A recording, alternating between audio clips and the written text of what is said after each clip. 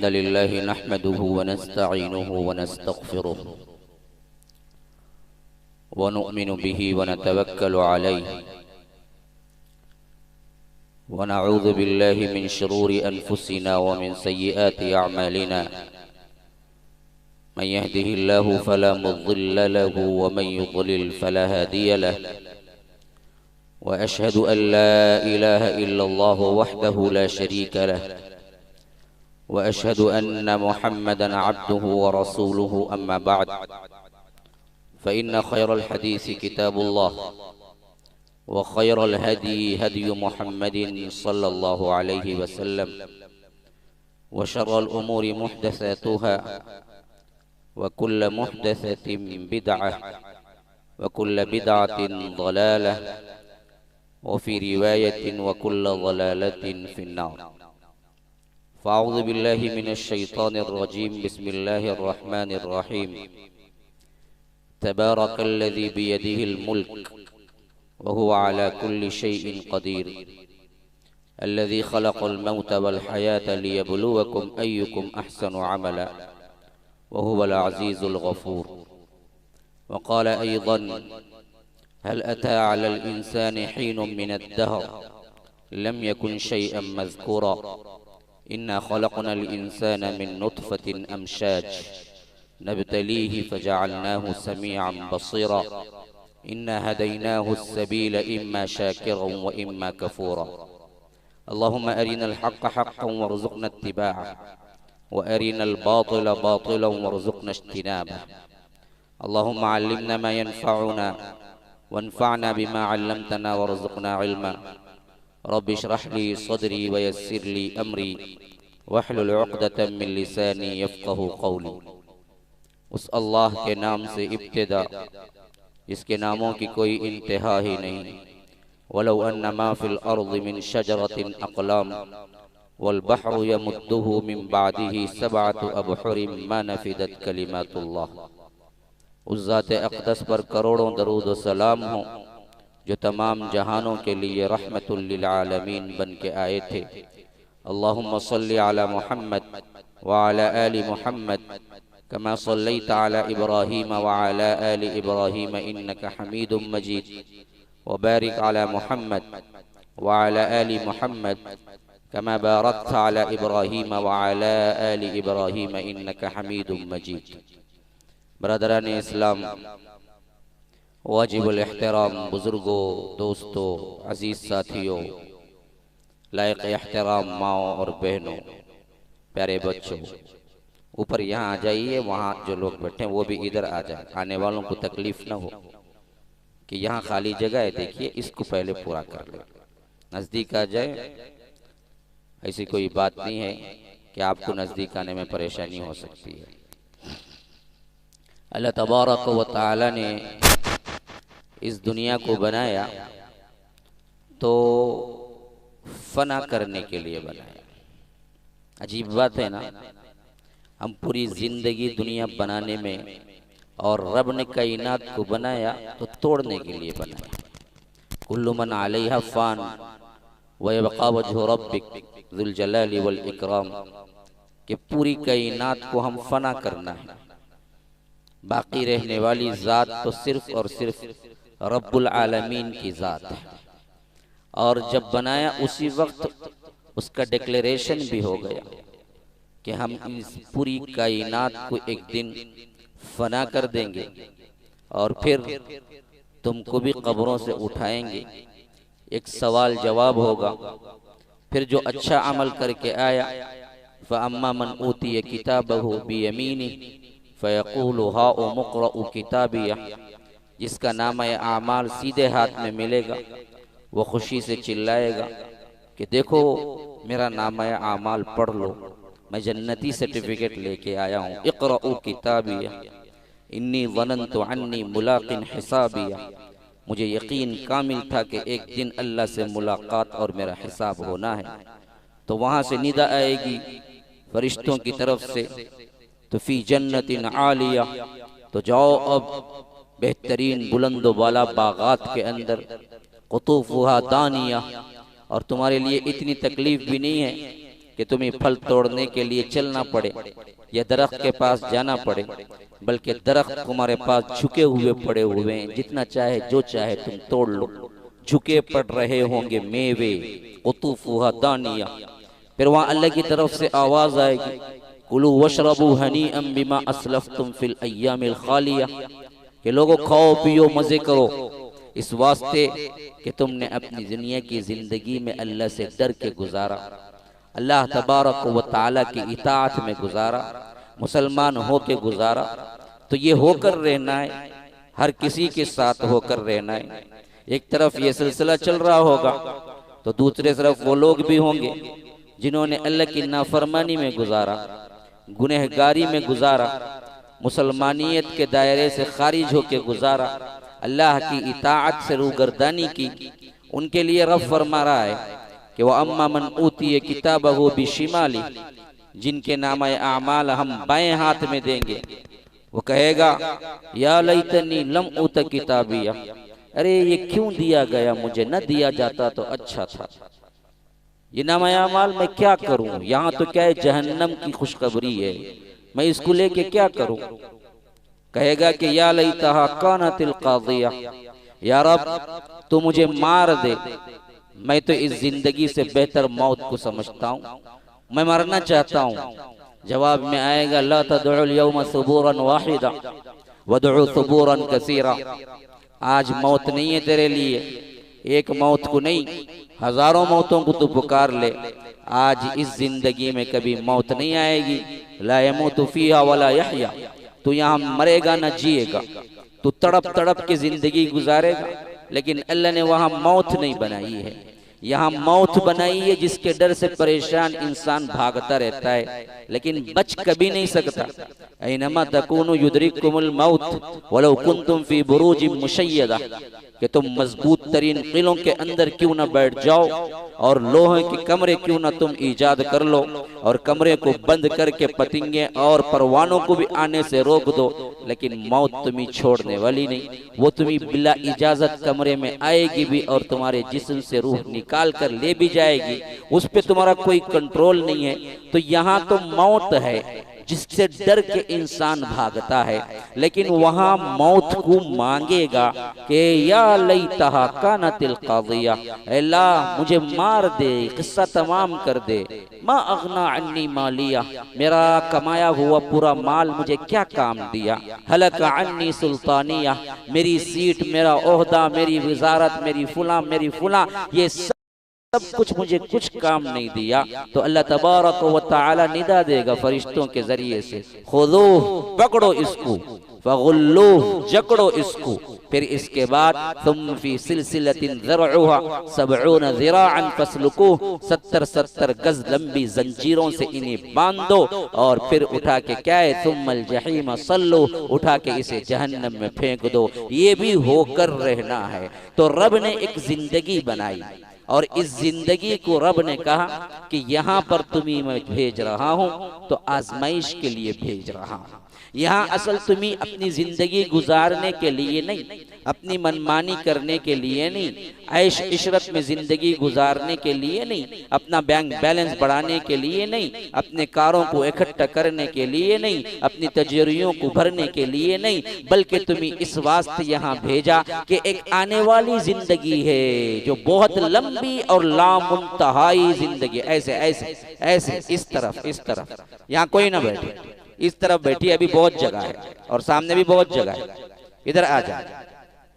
تو ایک لمبی زندگی ہے اور اس زندگی کو کوئی حد نہیں ہے، لامنتہائی زندگی ہے، ہم فیہا خالدون، ہمیشہ رہ جانے والی زندگی ہے۔ اور اس زندگی کی تیاری کر لو، اس زندگی میں جو کہ تمہاری اس زندگی سے مقابلہ کر کے دیکھو تو ایک سیکنڈ بھی نہیں لگے گی۔ یہ 60-70 سال کی زندگی، یہ 80-90 سال کی زندگی اور یہ 100-200 سال کی زندگی، پتا تو کوئی نہیں ہے، اندازہ لگا 100-200 بھی رکھ لو نا، لیکن وہاں کا ایک دن جو سب سے پہلے حساب کا ہوگا وہ 50,000 سال کا ہے، پھر اس کے بعد لگا لو، کبھی نہ ختم ہونے والی زندگی ہے۔ کہ اللہ تبارک و تعالی نے اس زندگی کو اس زندگی کے کامیابی کے لیے امتحان گاہ بنا، ایگزامینیشن ہال ہے یہ پوری دنیا. اسی لیے فرمایا کہ تبارک الذی بیدہ الملک وہو علی کل شیء قدیر. بڑی ہی بابرکت ہے وہ ذات جس کے قبضہ قدرت میں پوری کائنات. بیدہ الملک وہو علی کل شیء قدیر، وہ ہر چیز پہ قادر ہے. الذی خلق الموت والحیات، وہی ہے جس نے تمہیں پیدا بھی کیا اور تمہیں موت بھی دے گا. اللہ نے موت کو اور حیات کو پیدا کر دیا. کیوں پیدا کیا؟ لیبلوکم ایکم احسن عملا، تم میں سب سے بہتر عمل کرنے والا کون ہے، کون جنتی ہے، کون جہنمی ہے، یہ دیکھنے کے لیے پیدا کیا. حالانکہ اللہ کو معلوم ہے کہ کون جنت جائے گا کون جہنم جائے گا، لیکن یہاں پر حجت قائم کرنا دنیا میں انسانوں پر تھا. اگر اللہ مخلوق کو بناتا اور ایک مخلوق کو اٹھا کے جہنم میں ڈال دیتا، ایک مخلوق کو اٹھا کے جنت میں ڈال دیتا اور کہتا کہ میرا علم مجھے معلوم ہے کہ کون جنت میں جائے گا کون جہنم میں جائے گا، تو بیٹھنے والوں میں کتنے ہیں جو مان لیتے اور کہتے کہ اے اللہ تیرا فیصلہ برابر ہے. لیکن یہ جھگڑا نہیں کرتے کہ اے اللہ کم از کم بھیج کے تو دیکھنا چاہیے تھا نا کہ میں اچھا عمل کر لیتا، مجھے چانس ہی نہیں دی گئی. بغیر چانس کے تو اپنے علم پہ اٹھا کے جہنم والوں کو جہنم میں ڈال دیا، جنت والوں کو جنت میں ڈال دیا. تو یہ دراصل اللہ تبارک و تعالیٰ کی رحمانیت اور رحیمیت ہے کہ اس نے اپنے علم پر فیصلہ نہیں کیا بلکہ آپ کو پوری چانس دی کہ تم جاؤ اور عمل کر کے دکھلاؤ، پھر اس عمل کے نتیجے میں ہم تمہیں جنت دیں گے جہنم دیں گے. اور یہ جنت اور جہنم کی تیاری کی زندگی کو مسلمان دنیا میں آ کے بھلا بیٹھا. اصل مسئلہ یہی ہے، یہیں سے شروع ہوتا ہے. اللہ تبارک و تعالی نے ماں کے پیٹ میں، جیسا کہ حدیث میں آتا ہے کہ 40 دن یعنی 120 دن، 3 مہینے 4 مہینے جب ختم ہو جاتے ہیں، فَيُرْسَلُ إِلَيْهِ الْمَلَكُ، اللہ فرشتے کو بھیجتا ہے. فَيَنْفُخُ فِيهِ الرُّوحُ، پھر وہ روح کو پھونکتا ہے. وہاں سے زندگی کا آغاز ہوتا ہے. اس سے پہلے زندگی کا آغاز ابھی نہیں ہوا تھا. اس سے پہلے کیا تھا کہ وَلَقَدْ خَلَقْنَا الْإِنسَانَ مِنْ سُلَالَةٍ مِنْ طِينٍ. اللہ تبارک و تعالیٰ کہتا ہے ہم نے آدم کو، ہم نے انسان کو مٹی سے پیدا کیا جو لیزدار مادے یعنی چکنی مٹی سے پیدا کیا. ثُمَّ خَلَقْنَاهُ نُطْفَةً فِي قَرَارٍ مَكِينٍ، پھر اس کے بعد کی اگلی نسل جو چلی وہ دراصل نطفے سے چلی. پھر کیسے چلی؟ ثُمَّ خَلَقْنَا النُّطْفَةَ عَلَقَةً فَخَلَقْنَا الْعَلَقَةَ مُضْغَةً. ایک حصہ وہ تھا جہاں پر ماں کے رحم کے اندر ایک شکل ہی میں موجود تھا، لیکن پھر اس کے بعد وہ خون کی بھٹکی میں تبدیل ہو گیا. پھر اس کے بعد وہ گوشت کے لوتھڑے میں تبدیل ہو گیا، مضغہ بن گیا، علقہ بن گیا. پھر اس کے بعد فَكَسَوْنَا الْعِظَامَ لَحْمًا، اس کے اندر ہم نے ہڈیاں پیدا کر دی. ثُمَّ أَنشَأْنَاهُ خَلْقًا آخر، پھر اس کو نکالا تو بالکل ہی ایک دوسرے ماحول میں، ایک دوسری خوبصورتی میں نکال. فَتَبَارَكَ اللَّهُ أَحْسَنُ الْخَالِقِينَ، کہ بڑا ہی بابرکت ہے وہ ذات جو کہ سب سے بہترین پیدا کرنے والا. آپ ذرا تصور کر کے دیکھیے، اگر ان ہڈیوں پر اللہ گوشت نہ چڑھاتا اور ہڈیوں کے ساتھ انسان باہر نکلتا تو کوئی ایک دوسرے کو دیکھنے کے لائق بنتا؟ وہ تو بھاگنے لگتا. ہاں کبھی کبھی ہڈیوں کا ڈھانچہ رکھ دو تو انسان دیکھنے بھی وہاں نہیں آئے گا. میوزیم میں رکھا ہوتا وہاں دیکھ کے رات 3 دن نہیں سوتا ہو. تو اتنا گھبراتا ہے ہڈیوں کے ڈھانچے سے. اگر اللہ اوپر گوشت نہ چڑھاتا اور یہ خوبصورت صورت نہ دیتا، اسی ناک کو اللہ پیچھے دے دیتا تو کیسے لگتے تم؟ اور یہ آنکھ اوپر نے پیچھے کر دیتا اور سامنے منہ کر دیتا تو تم چل پاتے؟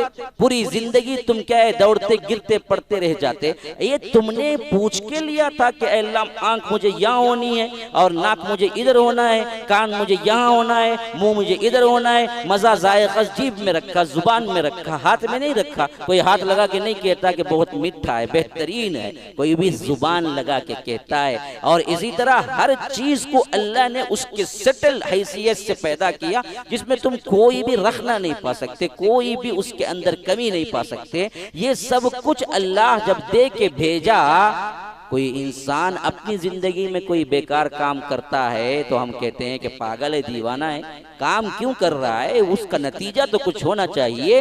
تو کیا خیال ہے کہ اللہ تبارک و تعالی نے یوں ہی پیدا کر دیا کہ تم جو چاہے کرو مر جاؤ، اور ہم کیا ہیں، تمہیں جو جسم دیے ہیں، جو مشن دیے ہیں، جو خوبصورت دنیا دی ہے، ہم کوئی سوال نہیں کریں گے؟ ہرگز نہیں کریں گے، اور تم سب کے سب جواب دہ ہوگے۔ تم لتسألن یومئذ عن النعیم، ایک ایک قیمت، ایک ایک نعمت کے بارے میں تم سے سوال ہوگا کہ یہ تم نے جو استعمال کیا کیسے استعمال کیا۔ تو یاد رکھیے اللہ تبارک و تعالی نے اس کائنات کے اندر جب ماں کے پیٹ میں روح پھونکا تو وہاں سے زندگی کا آغاز ہوا، لیکن یہ بات نہیں ہے کہ زندگی کا آغاز اسی وقت ہوا، اس سے پہلے بھی ہم زندہ تھے، کروڑ سال پہلے بھی زندہ تھے۔ ہم اس وقت بھی زندہ تھے جب حضرت آدم علیہ السلام کو پیدا کرنے کے بعد ان کے پیٹ سے اللہ نے اولاد آدم کو نکال لیا۔ یہ میری بات نہیں ہے، سورہ اعراف میں رب کہتا ہے وَإِذْ أَخَذَ رَبُّكَ مِنْ بَنِي آدَمَ مِنْ ظُهُورِهِمْ ذُرِّيَّتَهُمْ وَأَشْهَدَهُمْ عَلَىٰ أَنفُسِهِمْ أَلَسْتُ بِرَبِّكُمْ قَالُوا بَلَىٰ شَهِدْنَا أَن تَقُولُوا يَوْمَ الْقِيَامَةِ إِنَّا كُنَّا عَنْ هَٰذَا غَافِلِينَ، کہ فرمایا کہ لوگوں یاد رکھو وہ عہد کو، وہ اگریمنٹ کو جو رب نے تم سے لیا۔ کب؟ جب تم ارواح کی شکل میں تھے۔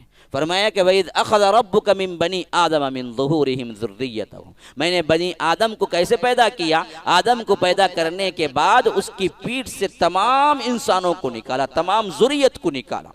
ہاں اس حد تک قوی تھی روح کہ خالی ذریت کو نکالا نہیں، بلکہ وہ ذریت، وہ اولاد آدم کی جتنی تم بھی تھے، ہم بھی تھے، کمیونسٹ بھی تھا، خدا کو نہ ماننے والا بھی تھا، نصرانی بھی تھا، یہودی بھی تھا، اللہ کا دشمن بھی تھا، ہر کوئی جتنے قیامت تک آنے والے تھے ان سب کو اللہ تبارک و تعالی نے روحوں کی شکل میں عالم ارواح میں رکھا اور پوچھا الست بربکم، کیا میں تمہارا رب نہیں ہوں؟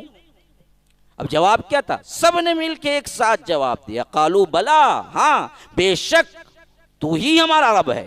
اللہ کہتا ہے شہیدنا ان تقولوا یوم القیامہ، یہ کام ہم نے اس واسطے کیا تاکہ شہادت ہو جائے، وٹنس ہو جائے، گواہی ہو جائے تمہاری۔ کل اگر قیامت کے دن یہ کہنے لگو انا کننا عن ھذا غافلین، اے اللہ ہمیں معلوم ہی نہیں تھا تو رب ہے، اگر تو پہلے بتا دیتا تو ہم شرک نہ کرتے، پہلے بتا دیتا تو ہم تیری عبادت کرتے۔ آج کوئی اسکیوز نہیں ہے، یاد رکھیے اچھی طرح، قانون بنا دیا جاتا ہے تو پھر اس کے بعد قانون کا معلوم نہ ہونا کبھی ایکسکیوز کا ذریعہ نہیں بنتا۔ آپ نو انٹری کی گلی میں چلے گئے، پولیس والا پکڑ لیا، چالان لگا دیا، آپ نے کہا مجھے معلوم ہی نہیں تھا، دکھائی ہی نہیں پڑا، تو آپ کو معاف کر دے گا؟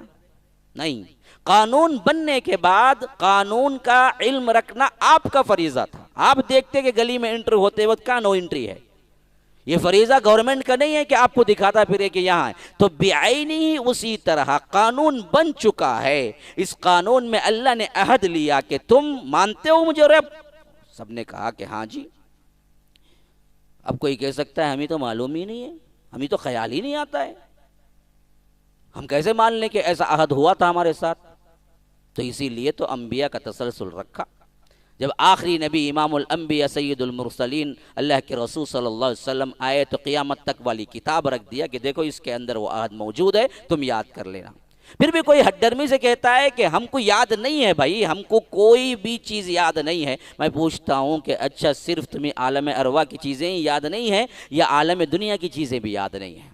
تمہیں معلوم ہے جب تمہارے لیے ماں باپ کو لوگ بتا کے کہتے ہیں یہ تمہاری ماں اور یہ تمہارا باپ ہے، تو کیا تم پیدا وقت ہوش میں تھے کہ تم جان سکو کہ یہی تمہارے ماں باپ ہے؟ تم کو معلوم نہیں ہے۔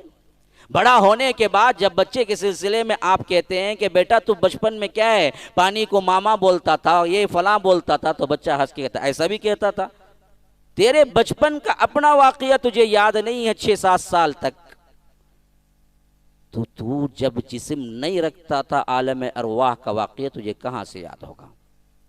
یاد نہیں ہے، لیکن رب نے اس کو قائم کر کے بتا دیا کہ دیکھو یہ واقعہ ہوا تھا، اسی کے لیے میں انبیاء کا تسلسل بھیجتا رہا کہ تمہیں یاد دہانی ہوتے رہے۔ یہ قرآن یاد دہانی ہے، کلا انہا تذکرہ۔ دیکھو لوگو یہ یاد دہانی ہے، اس کے ذریعے سے اپنی یاد دہانی کرو کہ تم کہاں سے آئے تھے۔ تو اب حضرت آدم علیہ السلام کو پیدا کرنے کے بعد ہی متصل ہم پیدا ہو گئے، حتیٰ کہ اتنا قوی تھا معاملہ کہ ہم نے بات چیت بھی کی۔ اور دوسری احادیث میں یہاں تک آیا ہے کہ حضرت ابراہیم نے کہا کہ اے اللہ، ذریت کیا چیز ہے؟ کہا کہ آدم تمہاری اولاد کو کہتے ہیں۔ فرمایا کہ اب میں باپ ہوں؟ کہا کہ ہاں تم باپ ہو، یہ پوری تمہاری اولاد ہے۔ تو حضرت آدم نے کہا کہ اللہ پوری اولاد کو دکھا مجھے، تو ہم سب موجود تھے، ہم سب کو دیکھا۔ تو روایتوں میں آتا ہے کہ ایک روح تھی جس کے بالکل پیشانی پہ دو نور چمک رہے تھے، گویا کہ معلوم ہو رہا ہے کہ کوئی شکل بھی تھی روح کی اس وقت، اور اب بھی ہے کوئی شکل جو ہمارے جسم کے اندر ہے لیکن نظر نہیں آتی۔ بس وہ نکلی تو تمہارا معاملہ بالکل ہی پورے ناموں سے مبرہ ہو جاتا، ایک ہی نام رہ جاتا کہ میت کو کب اٹھاتے ہیں۔ کوئی یہ نہیں کہتا کہ عبد الرحمن صاحب کو کب اٹھاتے ہیں، کبھی کوئی یہ نہیں کہہ سکتا کہ اسماعیل صاحب کو کب اٹھاتے ہیں۔ سب ناموں کو کھو کے ایک ہی نام اس کے پاس رہتا، وہ نام ہے میت۔ میت کو کب اٹھاتے ہیں؟ تو اصل میں جس کی اوبھگت ہو رہی تھی، او شیخ بیٹھو بیٹھو، جس کی ہو رہی تھی وہ اصل کون تھا؟ وہ تو اندر کی روح تھی۔ جب نکل گیا تو وہ کیا ہے، سڑنے گلنے لگا، اسے لے جا کے کیا ہے دفنا دیتے ہیں۔ تو یہ روح جو ہے وہ روح پہلے موجود تھی، اور اللہ تبارک و تعالی نے اس روح کو ایک شکل دی ہے۔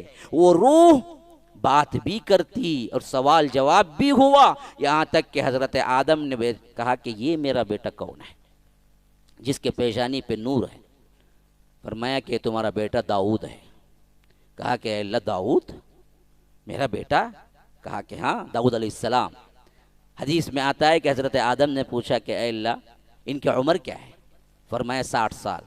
کہا کہ میرا بیٹا داؤد اتنی کم عمر، اتنا خوبصورت ہے لیکن اتنی کم عمر ہے؟ اے اللہ، میں اپنی عمر میں سے 40 سال اس کو دیتا ہوں،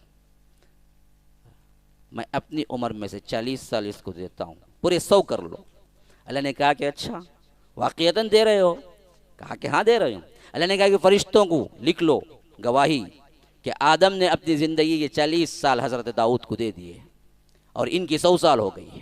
پھر اللہ تبارک و تعالی فرماتا ہے اپنے حبیب کے حدیث میں آتا ہے کہ پھر معاملہ یہ ہوا کہ جب حضرت آدم کی عمر کل 1000 سال تھی اور 960 سال ہوئے تو ملک الموت آ گئے۔ کہا کہ چلو نکلنا ہے۔ پوچھا کہاں جانا ہے؟ فرمایا کہ کیا ہے، تمہارا جو وقت ہو چکا ہے دنیا کا۔ انہوں نے کہا کہ ابھی تو 40 سال باقی ہیں، میرے تو پورے 1000 سال ہیں اور ابھی تو 40 سال باقی ہیں۔ کہا کہ کیا تم نے 40 سال اپنے بیٹے داؤد کو نہیں دیے تھے؟ حضرت آدم بھول گئے۔ کہا کہ میں نے کب دیا تھا؟ انسان بھلکڑ ہے، انسان بھول کا پتلا ہے۔ اس واسطے کیا ہے، اللہ تعالیٰ کہتا ہے وَلَقَدْ عَهِدْنَا إِلَىٰ آدَمَ فَنَسِيَ، آدم نے ایک عہد کیا تھا میرے سے لیکن بھول گئے۔ وَلَمْ نَجِدْ لَهُ عَزْمًا، اور اس کے اندر پختگی ہم نے نہیں دیکھی۔ تو اللہ کے رسول نے فرمایا کہ اسی واسطے انسان بھی بھول جاتا ہے، اس کی یاد دہانی کے لیے ہی کیا ہے رب کے طرف سے انبیاء آتے ہیں۔ تو روایتوں میں آتا ہے کہ اللہ نے حضرت آدم کو بھی 1000 سال دیے، حضرت داؤد کو بھی 100 سال دیے، دونوں کو بخش دیا۔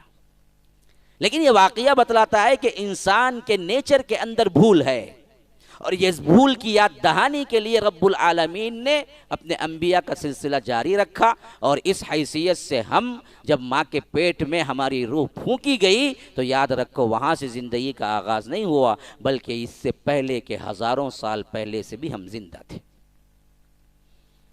سب سے کم ترین مختصر ترین آپ ہسٹری دیکھ لیں، آج 150 سال ہو رہے، 1500 سال ہو رہے ہیں اللہ کے رسول صلی اللہ علیہ وسلم کو آکے، اور حضرت ابراہیم کی دعا کے بعد 2500 سال بعد اللہ کے رسول آئے، تو 2.5 اور 1.5 4000 سال ہو گئے۔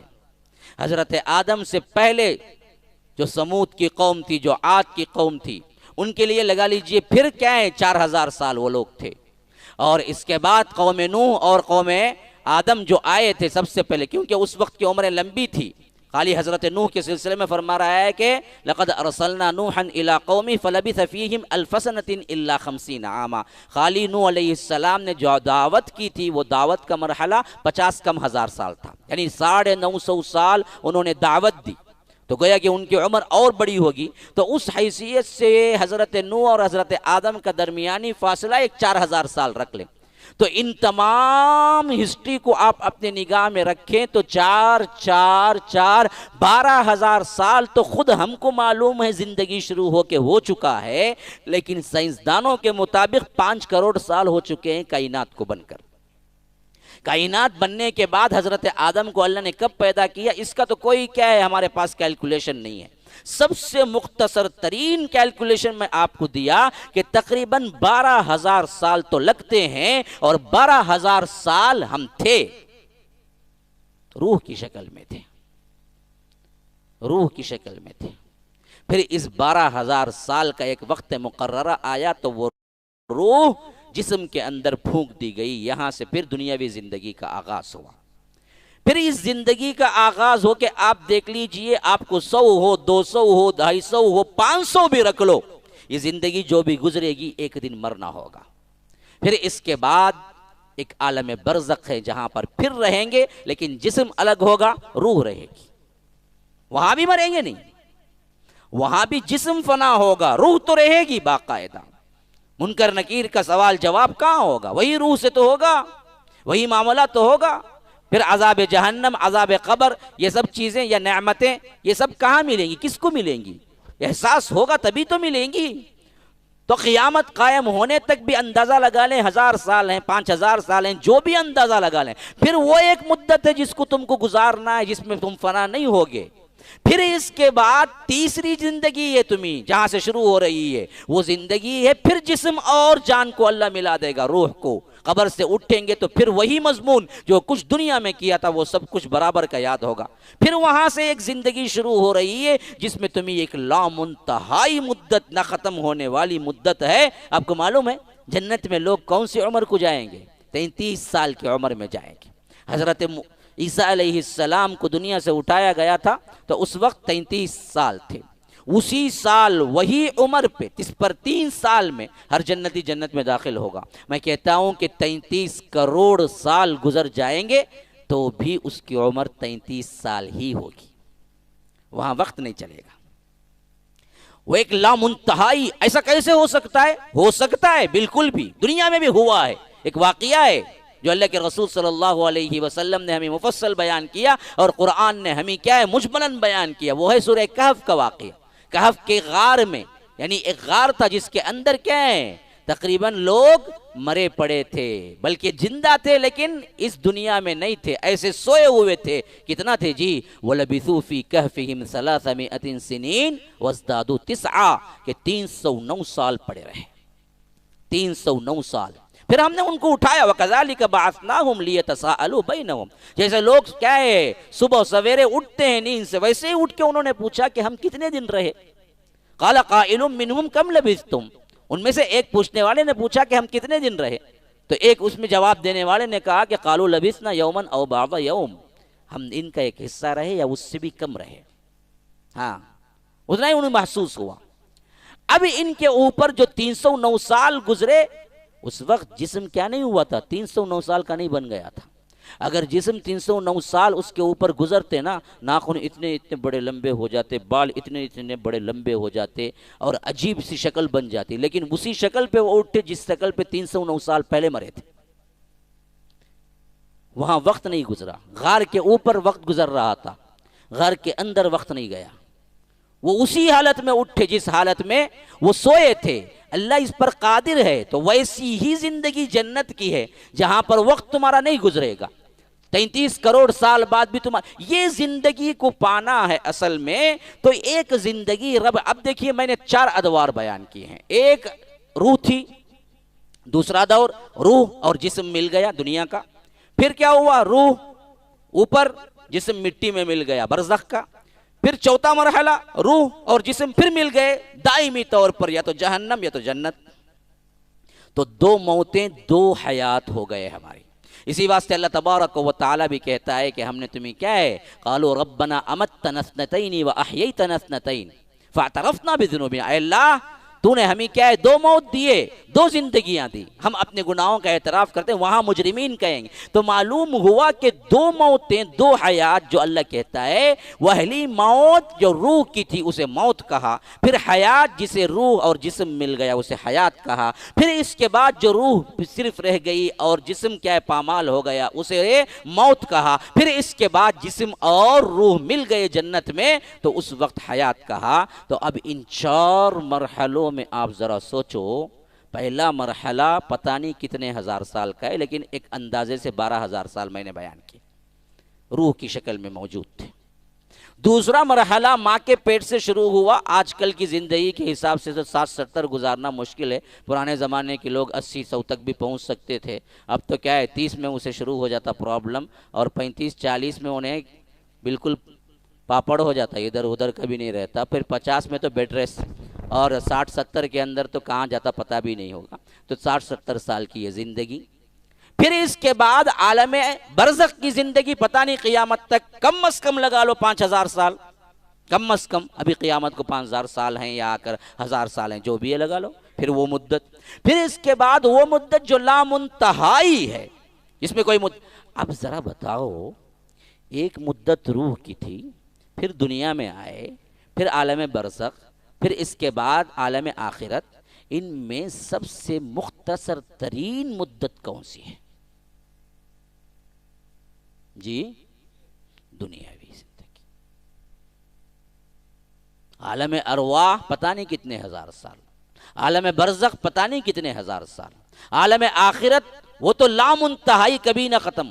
سب سے مختصر ترین زندگی اللہ نے اس دنیا کی دی ہے، لیکن پتہ ہے آپ کو اگلے آنے والے کروڑ سال کی جو زندگی ہے وہ اسی سب سے مختصر ترین زندگی کے نتیجے میں آپ کو ملے گا۔ یہ 60-70 سال کی زندگی ہے، اگر تم اطاعت اور اللہ کو مان کر ایمان اور اسلام پر چلو گے تو پھر تو کیا ہے، برزخ بھی آسان ہے، عالم آخرت میں بھی اللہ جنت دے گا۔ اگر تم نے نافرمانی کر کے اپنی منمانی کی تو تمہارے لیے برزخ بھی برا ہے اور آخرت بھی برا ہے۔ تو اب ان ہزاروں سالوں کی زندگی کو ان 60-70 سالوں کی زندگی سے ڈیوائیڈ کر کے دیکھو کہ کتنی کم قیمت ہے۔ تو میں کہتا ہوں کہ ایک لمحے کا بھی وقفہ نہیں ہے جو اللہ نے یہاں تمہیں دیا ہے، اس لمحے کے وقفے میں تم اگر بنا لو اپنی زندگی تو 2 مرحلوں پر مشتمل تمہارے لیے آسانی ہوتی ہے۔ تو تب جانتے ہو تمہاری دنیا کی زندگی کتنی قیمتی ہے۔ سب سے قیمتی ترین زندگی دنیا کی ہے، جہاں تمہارا ایک ایک لمحہ عمل کاؤنٹ ہو رہا ہے، اور وہ کاؤنٹنگ کل آخرت اور عالم برزخ کی زندگی میں تمہیں ملے گا۔ انسان کو شعور پانے کے بعد سب سے پہلی چیز جس کو وہ ذہن میں بٹھانا ہے وہ یہ کہ تمہاری زندگی کی کاؤنٹنگ ہو رہی ہے، ایک ایک عمل درج ہو رہا ہے، ایک ایک عمل کیا ہے، ریکارڈ ہو رہا ہے، اور ایک ایک نہیں بلکہ کیا ہے 3 کیمروں سے ریکارڈ ہو رہا ہے۔ ایک خود اللہ دیکھ رہا ہے اور 2 کیمرے یہاں لگے ہوئے ہیں، وہ لوگ پورا کا پورا کیا نوٹ کر رہے ہیں۔ کرامن کاتبین یعلمون ما تفعلون، تم جو کچھ بھی کرتے ہو وہ جانتے ہیں۔ ما یلفظ من قول الا لدیہ رقیب عتید، کہ تمہاری زبان سے کوئی لفظ نہیں نکلتا لیکن لکھنے والا اس کو لکھ لیتا ہے اور محفوظ کر لیتا ہے۔ تو میرے بھائیوں، خواتین سے گزارش ہے، سوچو، غور کرو ذرا، اس دنیاوی زندگی میں بھی تمہارا ایک حصہ ہے شعور پانے تک، 11 سال 12 سال 13 سال بلوغت کی عمر تک، اللہ نے اسے بھی معاف کر دیا۔ رفع القلم عن 3، الصبی حتی یحتلم، اللہ کے رسول صلی اللہ علیہ وسلم نے فرمایا کہ قلم لکھنے سے اٹھا لیا گیا ہے، نامہ اعمال لکھا نہیں جاتا 3 باتوں پر، ان میں سے ایک کیا ہے، وہ بچہ جب تک کہ بلوغت کو نہ پہنچ جائے اس کا کوئی عمل لکھا نہیں جاتا، نوٹڈ نہیں ہے، وہ فری ہے۔ لیکن جیسے ہی بلوغت کے مرحلے کو پہنچا، ہم میں سے کتنے ہیں جو ماں باپ بلا کے بٹھا کے کہتے ہیں کہ بیٹا آج سے تیرا عمل کاؤنٹنگ ہے، اب دیکھ دیکھ کے زندگی گزارنا ہے تجھے، ایک ایک عمل ریکارڈڈ ہے اور اس کے بارے میں سوال ہوگا۔ کیوں؟ ہمیں ہی پتہ نہیں ہے یہ باتیں، تو ہم کیا بتائیں گے ماں باپ۔ تو یاد رکھیے اب یہاں کی زندگی سے جو شروع ہو رہا ہے 60-70 کی کسی کی زندگی تھی اور اس میں سے 15 نکال لو یا 10 نکال لو، 50 سال کی جو زندگی ملتی ہے اس زندگی کا ایک ایک لمحہ ریکارڈ ہو رہا ہے، اور کل سوال جواب ہوگا تو کتنی قیمتی ترین زندگی بن گئی، جس کے مقابلے میں اگر تم اللہ پر ایمان صحیح طریقے سے لاؤ اور زندگی گزارو تو تمہارے لیے لامنتہائی زندگی ہے۔ میں نے اس کو اس واسطے لمبا کیا، اگلی باتیں جب میں ایمان کی کروں تو پہلے اپنی زندگی پہ نظر رہے۔ میرا مضمون دراصل شاید آپ لوگوں نے کیا ہے پڑھا ہوگا کہ یہاں کے ٹاپک دی گئی تھی رب کی نظر میں کامیاب اور ناکام کون۔ اسی تسلسل کو میں نے پہلے ٹاپک بیان نہیں کیا، تمہید باندھا، ایک انٹروڈکشن دیا تاکہ ذہن قبول کر لے اور آپ اپنے اندر سننے کا ذوق پیدا کر لیں۔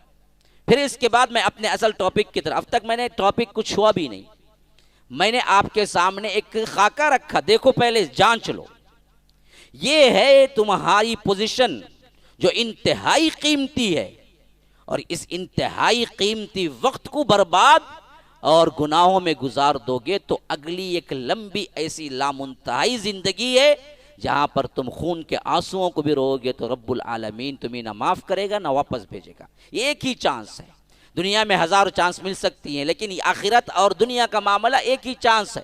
اللہ کے رسول صلی اللہ علیہ وسلم نے فرمایا کہ جہنمی اتنا روئیں گے اتنا روئیں گے اتنا روئیں گے، آنسوں کے پانی نکلنا نکلنا نکلنا ختم ہو کے پھر خون نکلنا شروع ہو جائے گا۔ اگر ان آنسوؤں کو اکٹھا کر دیں ہم تو کشتیاں چلائی جا سکتی ہیں، اتنے آنسو گرائیں گے رب کے پاس کہ ہم دوبارہ جائیں گے، اللہ ایک بار چانس دے دے، ایک بار چانس دے دے، ہم اچھا عمل کر کے آتے ہیں، لعلی اعمل صالحا فیما ترکت کلا، اللہ کہے گا کہ نہیں، ایک چانس تمہارا تھا جس کو تم گنوا چکے، اب دوبارہ ہم تمہیں دنیا میں بھیجنے سے رہے۔ تو یاد رکھیے اس دنیا کے اندر آنے کا ایک خاص مقصد ہے آپ کا، وہ مقصد ہے رب العالمین کہتا ہے وَمَا خَلَقْتُ الْجِنَّ وَالْإِنسَ إِلَّا لِيَعْبُدُونَ، ہم نے جنوں اور انسانوں کو پیدا ہی نہیں کیا سوائے اس واسطے کہ تم اللہ کی عبادت کرو۔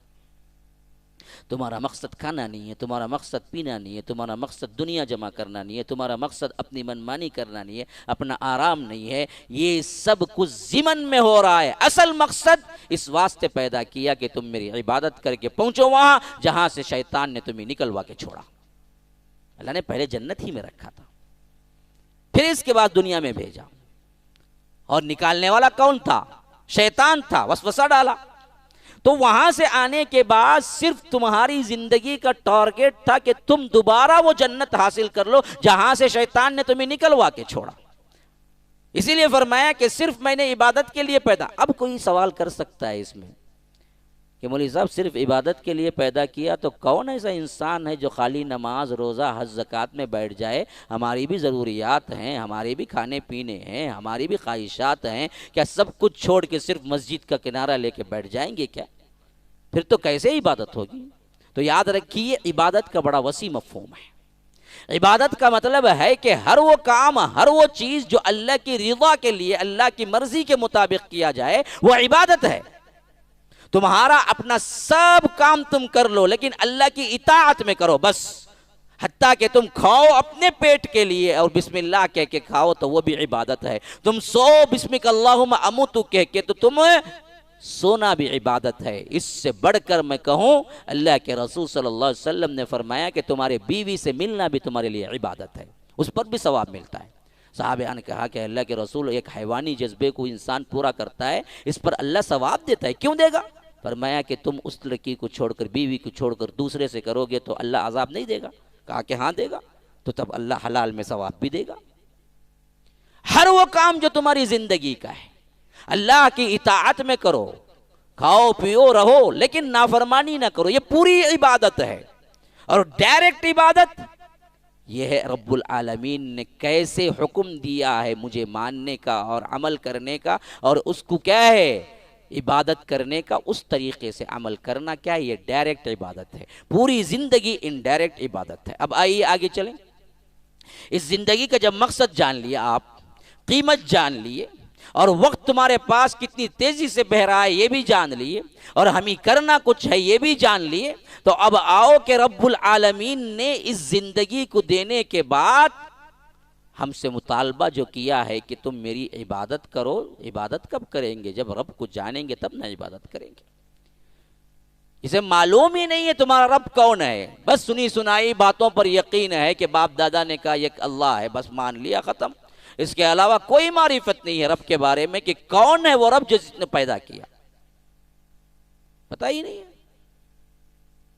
رب کے سلسلے میں 10 الفاظ کہو، 10 کوئی نہیں کہہ سکتا۔ ہم نے کبھی جانا بھی نہیں، پڑھا بھی نہیں، اسی واسطے فرماتا ہے کہ وما قدر اللہ حق قدری، لوگوں نے اللہ کی جس طرح قدر کرنی چاہیے تھی اس طرح قدر کی ہی نہیں۔ رب کی معرفت، رب کے بارے میں جاننا، یہ سب سے پہلا حق ہے تمہارے لیے کہ رب کو جانے کہ کس نے تمہیں پیدا کیا ہے اور اس نے تمہیں کیا حکم دیا ہے، کس طریقے سے تم رب کو راضی کر سکتے ہو، یہ جاننا انتہائی ضروری ہے۔ اس کے بغیر اگر تم زندگی گزار کے چلے جاؤ تو پہلا سوال ہی تمہارا قبر میں ابھی کا نہیں، جنت نہیں گئے، ابھی کفنائے دفنائے تمہارا اتنا وقت بھی نہیں گزرا جتنا وقت تمہاری زندگی کے ایام میں ایک دن کا ہوتا ہے، اتنا بھی نہیں گزرا، بلکہ اللہ کے رسول صلی اللہ علیہ وسلم کہتے ہیں کہ مردے کو کفنا کے دفنایا جاتا ہے کہ لوگ دفنا کے 40 قدم آگے نہیں بڑھتے، مردے کو اٹھا کے بٹھایا جاتا ہے، اور سوال پہلا جو ہوتا ہے وہ کیا ہے؟ من ربک، پتا تیرا رب کون ہے۔ وہاں خالی خلی مان لینے سے نہیں چلے گا، وہاں جواب رٹ لینے سے بھی نہیں چلے گا، وہاں جواب تو اسی وقت آئے گا جب تم عمل سے اللہ کو پہچان سکے، اللہ تبارک و تعالیٰ کی اطاعت اور عبادت کرتے رہے، تبھی جواب آئے گا۔ تو جب تک تم نہیں پڑھو گے، ورنہ تو کیا جواب آئے گا پتہ ہے؟ کہے گا کہ مجھے معلوم نہیں، ما دینو، ہائے میں نہیں جانتا، ما ھذا الرجل الذی بعث فیکم، اس شخص کے بارے میں تم کیا جانتے ہو، تمہیں جو ہے نبوت دے کے تمہیں بیان بھیجا گیا تھا؟ وہ کہے گا میں نہیں جانتا۔ بس لوگ کچھ کہتے تھے، میں نے بھی کہہ دیا۔ جو خاندانی پشتینی مسلمان ہے نا، باپ دادا سے مسلمان ہو گئے، پڑھا نہیں، سیکھا نہیں، کچھ نہیں، تو اس کا جواب کیا ہوگا؟ اقول الناس ما یقول، لوگ کچھ کہہ رہے تھے میں بھی وہی کہہ دیا، مجھے پتا نہیں اصل میں نے کب۔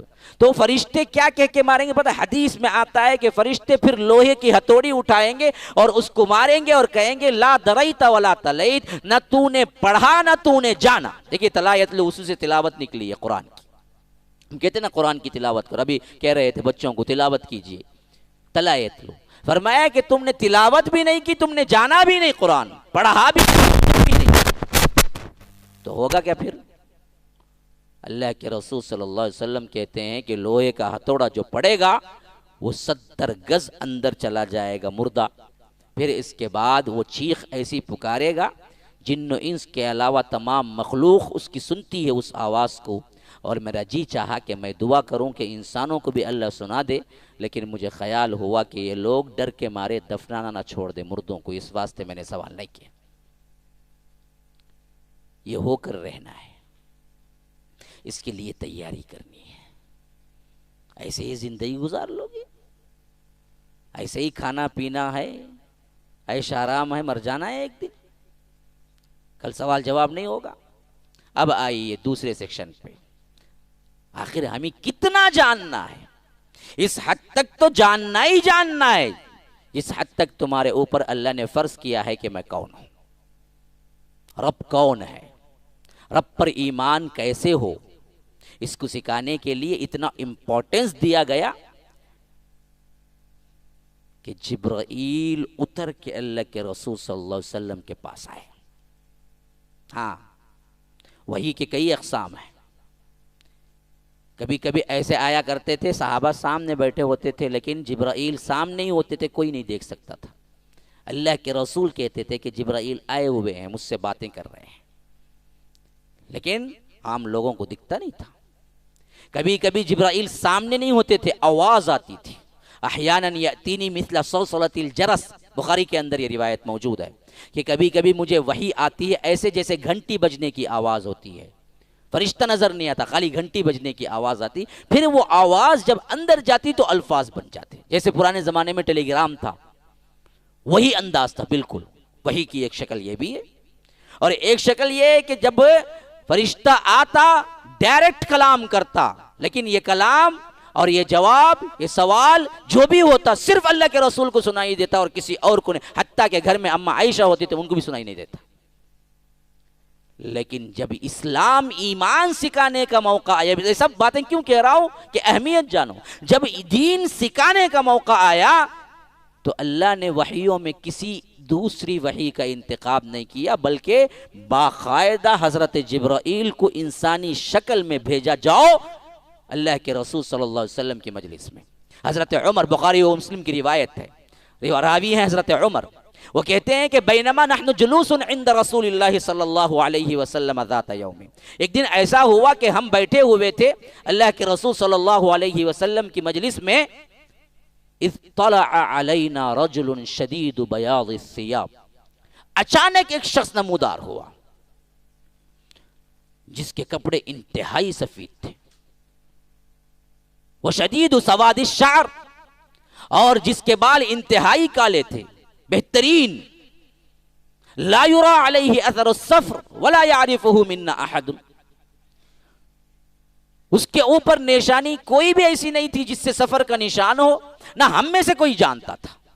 یعنی حضرت عمر یہ بولنا چاہتے ہیں کہ اگر ہم میں سے ہوتا تو ہم پہچان لیتے، اگر مسافر ہوتا تو کپڑے میلے ہوتے، کیونکہ فلائٹ کا سفر تو نہیں تھا کہ بالکل آپ یہاں بیٹھے وہاں اتر گئے، گھوڑے میں آنا پڑتا تھا یا اونٹ پہ آنا پڑتا تھا، دھول گرد اڑتی تھی تو کپڑے میلے ہوتے، بال پراگندہ ہوتے، لیکن بال بھی سجے ہوئے کالے اور انتہائی سفید کپڑے، تو معلوم ہو رہا تھا کہیں دور سے نہیں آیا ہے، نزدیک سے آیا ہے، نزدیک سے آیا ہے تو ہم جانتے تھے نا، مکہ مدینے سے ہی آیا ہے تو ہم جانتے تھے۔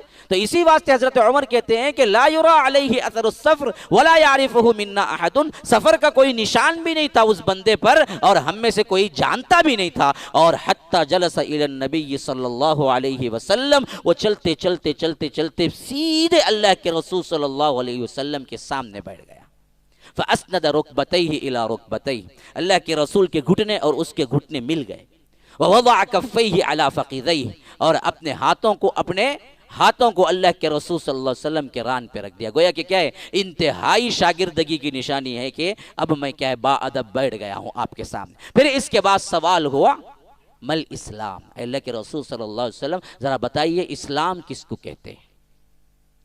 کتنے لوگ ہیں جو لا الہ الا اللہ کا کلمہ پڑھتے ہیں، لیکن ان کو اگر یہ سوال کیا جائے کہ اسلام کسے کہتے ہیں، وہ ڈیفینیشن نہیں دے سکتے، معلوم ہی نہیں ہے، کبھی پڑھا ہی نہیں ہے ہم نے۔ اسلام کی تعریف کیا ہے، اسلام کسے کہتے ہیں، اللہ کے رسول صلی اللہ علیہ وسلم نے کس کو اسلام کہا؟ اب یہاں جواب سنو، اللہ کے رسول تعلیم دے رہے ہیں، فرمایا کہ الاسلام ان تشہد ان لا الہ الا اللہ وان محمد رسول اللہ وتقیم الصلاة وتؤتی الزکاة وتصوم رمضان وتحج البیت ان استطعت الیہ سبیلا۔ ایک مسلمان پر واجب ہے، فرض ہے، جس طرح کلمے کے بعد نماز فرض ہے، ویسے ہی اسلام کا یہ ڈیفینیشن یاد کرے اور ان ارکان کو سمجھے، یہ واجب ہے اس کے اوپر۔ لیکن ہم نے کتنے لوگ ہیں جو پڑھتے ہیں؟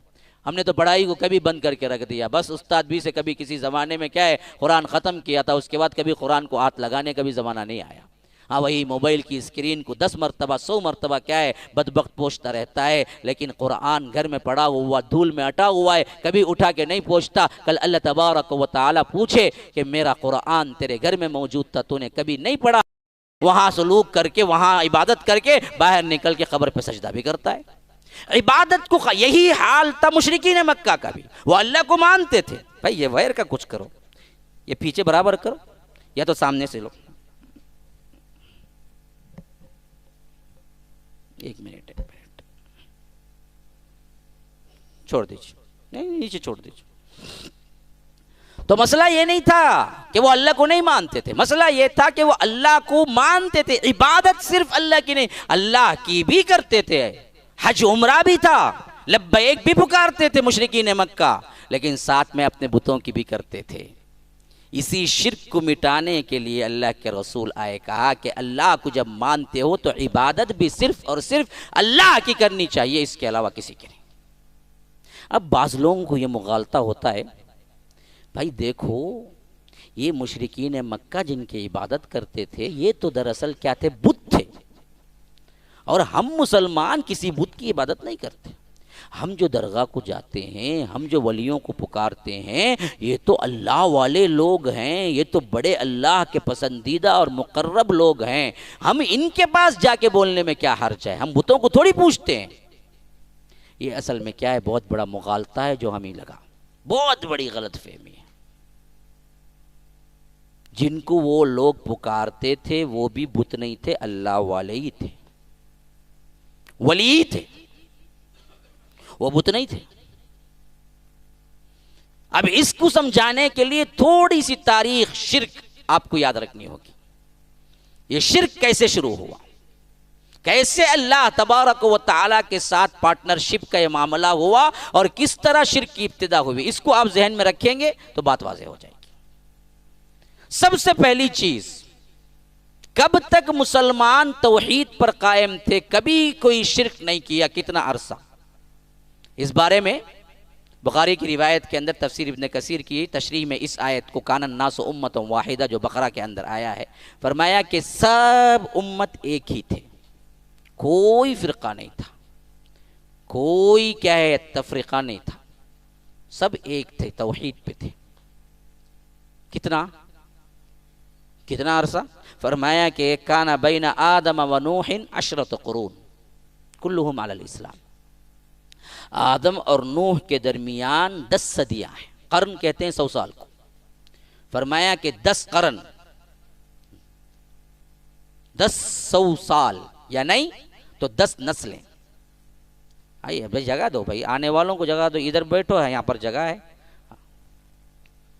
تو فرمایا کہ کان بین آدم و نوح 10 قرون، آدم اور نوح کے درمیان 10 صدیاں تھی، کلہم علی الاسلام، سب کے سب مسلمان تھے، کوئی تفرقہ نہیں ہے، کوئی شرک نہیں پیدا ہوا۔ پھر اس کے بعد شرک پیدا ہوا۔ کیسے پیدا ہوا؟ سب سے پہلے جن بتوں کو انہوں نے مانا، جس کا ذکر سورہ نوح کے اندر آیا ہے، 5 بت، جس کا ذکر خاص طور پر سورہ نوح کے اندر آیا ہے۔ جب حضرت نوح نے دعوت دی کہ لوگوں ایک اللہ کی عبادت کرو، ان کو چھوڑ دو، تو انہوں نے کہا کہ ہم ان کو نہیں چھوڑیں گے۔ وہ نام کیا کیا ہے پتہ ہے؟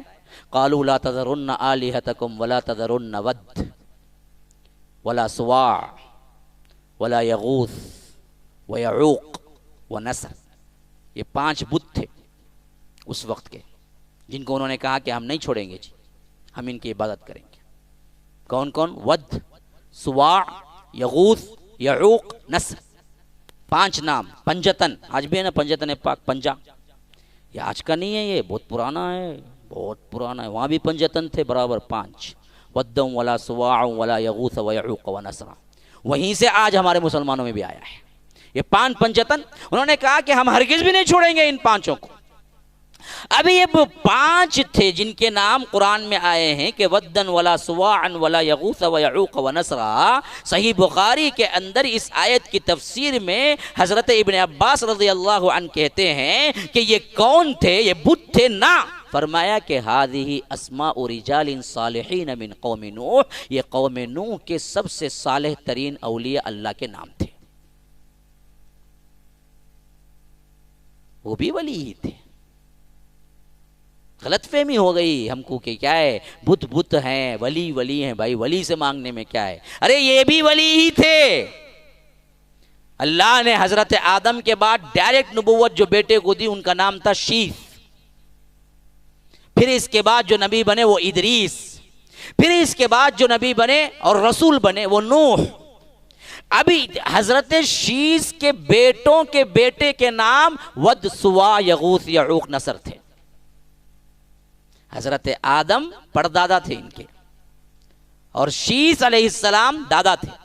حضرت شیث کا ذکر قرآن میں نہیں آیا ہے، دوسری روایتوں میں آیا ہے۔ یہ جو ان کے بچے تھے، پوتے، ود، سواع، یغوث، یعوق، نسر، اس دور کے سب سے زیادہ عبادت گزار اللہ والے بندے تھے۔ تو حدیث کے اندر تشریح آئی ہے کہ ان کو لے کر کیسے شروع ہوئی بت پرستی، قبر پرستی. جانو کہ جب یہ لوگ مر گئے تو شیطان نے ان کے دلوں میں وسوسہ ڈالا. کیا ڈالا؟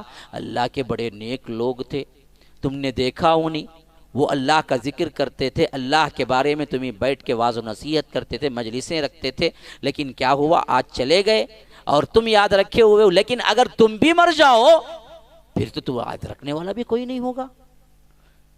تو ایسا کرو کہ کم از کم کوئی نشانی رکھ دو جہاں بیٹھ کے وہ واعظ کرتے تھے. انصبوا الی مجالسہم، جہاں جہاں کیا ہے ان کی مجلسیں ہوتی تھی وہاں وہاں کوئی نشانی تو رکھ دو. تو انہوں نے کیا کیا کہ ایک نشانی مقرر کر دی کہ یہ ہمارے صالح لوگ اولیاء اللہ ایک دور میں یہاں بیٹھ کے واعظ و نصیحت کرتے تھے. فلم تعبد، وہ عبادت شروع نہیں کی. جب وہ نسل بھی مر گئی، اگلی نسل آئی، ان کے پاس شیطان آیا، ان پر دلوں کے اندر وسوسہ یہ ڈالا کہ دیکھو تمہارے جو باپ دادا تھے انہوں نے ان کو دیکھا تھا اور جہاں یہ بیٹھتے تھے وہاں پر کیا ہے انصابن، ان لوگوں کے کیا ہے نشانیاں مقرر کی، لیکن اگر انہوں نے دیکھا تھا نشانی سے ان کو ذہن میں یاد آ جاتا تھا، لیکن اب تم بھی مر گئے تو پھر تو لوگوں کو وہ کیسے تھے وہ بھی یاد نہیں آئے گا. اس واسطے خالی نصب مت کرو، پتھر کو ان کی مورتی بنا کے رکھ دو تاکہ لوگوں کو یاد آئے. فلم تعبد، تب بھی عبادت نہیں ہوئی. شیطان کی یہ بات ان لوگوں نے مان لیا اور جہاں جہاں وہ بیٹھتے تھے وہاں پر ان کا مجسمہ بنا دیا کہ یہ وہ لوگ تھے جو بیٹھتے تھے، اللہ والے تھے. پھر وہ نسل بھی مر گئی. پھر اس کے بعد حدیث میں آتا ہے کہ پھر تیسری جو نسل آئی ان کے دلوں میں ڈالا کہ دیکھو تمہارے باپ دادا کے باپ دادا اتنی اہمیت دیتے تھے انہیں کہ وہ جہاں بیٹھتے تھے وہاں پر نشانیاں بنائی، اور تمہارے باپوں نے اور تمہارے داداؤں نے باقاعدہ ان کے مجسمے بنائے. اب تعظیم یہ ہوگی کہ تم ان کے سامنے پوجا پاٹ بھی کرو، تب کہیں جا کے اگلی نسل والے یاد رکھیں گے. تو وہاں سے عبادت شروع ہوئی. اب اس تاریخ کو سن لینے کے بعد اب کسی کو یہ سوال اٹھ سکتا ہے کہ ارے وہ بدھ تھے جی، ہم تو ولی اللہ کو پوچھتے ہیں. نہیں، وہ بھی ولی ہی تھے، وہ بھی اللہ کے نیک صالح بندے ہی تھے. وہیں سے ہی بت پرستی شروع ہوئی. قبر پرستی بت پرستی دونوں ایک ہی ہے، اس میں کوئی ڈیفرنٹ نہیں. آج ہم کو کیا مغالطہ دیا گیا کہ یہ بت ہیں، یہ اللہ کے ولی ہیں. نہیں، اللہ کے ولیوں سے ہی بزرگ پرستی ہی شرک شروع ہوا. یہاں تک کہ آپ کو معلوم ہونا چاہیے اللہ کے رسول کے دور میں لات منات عزا کے بارے میں جو آتا ہے کہ یہ ان کی دیویاں دیوتا اور بت تھے، یہ کون تھے؟ یہ کون تھے؟ یہ بھی صالح لوگ تھے. لات کے بارے میں امام محمد بن عبد الوہاب اپنی کتاب التوحید میں کہتے ہیں کہ یہ وہ شخص تھا جو حج میں جو لوگ آتے تھے ان کو کیا ہے ستو اور پانی پلاتا تھا، یعنی بڑا نیک تھا. وہ زمانے میں حج کو جو آتے تھے ان لوگوں کے لیے ٹھکانہ کھانا پینے کا انتظام برابر نہیں ہوتا تھا، تو یہ وہ شخص تھا جو حجاج کو پانی اور ستو پلاتا تھا. جب یہ مر گیا تو اس کو پوچھنے لگے. وہ بھی اللہ کا نیک بندہ ہی تھا. نیک بندوں سے ہی اصل میں کیا ہے یہ شرک کی ابتدا ہوئی. اچھا کوئی مانتا نہیں کہ نہیں بھائی یہ سب مسئلے نہیں، وہ بت ہی تھے، ہم جو پوچھتے ہیں وہ ولیوں کو پوچھتے ہیں اور اس میں بڑا فرق ہے، یہ شرک نہیں ہوتا. تو ہم اس کو کہتے ہیں کہ اچھی بات ہے، ان بتوں کے واقعات کو رکھ دو ایک طرف. یہ بتاؤ یہود و نصارہ نے کیسے شرک کیا؟ کیا ان کے پاس بھی بت ہی تھے یا قبر بھی تھے؟ ہمارے سے پہلے ایکس امت مسلمہ کون؟ یہود و نصارہ. ہم پریزنٹ امت مسلمہ. اس سے پہلے اس پوزیشن پہ کون تھے؟ بنی اسرائیل تھے. حتیٰ کہ اعلان ہو گیا تھا یا بنی اسرائیل اذکروا نعمتی التی انعمت علیکم وانی فضلتکم علی العالمین، کہ اے بنی اسرائیل ہم نے پورے عالم پر تمہیں فضیلت دی ہے. جو فضیلت آج امت محمدیہ کی ہے وہی فضیلت اس وقت ان لوگوں کی تھی. اور ہمارا یہ فضیلت میں آنے کے بعد ابھی تک کتنے سال ہوئے ہیں جی؟ کتنی ہجری چل رہی ہے؟ کسی کو معلوم؟ اسلامک کیلنڈر ہم کو کیا ہے؟ جنوری فروری مارچ اپریل معلوم. ہاں 1441. ہاں اللہ کے رسول صلی اللہ علیہ وسلم کے آنے کے بعد سے جو ہجری کیلنڈر شروع ہوا اس کے 1440 پر 4واں سال چل رہا ہے.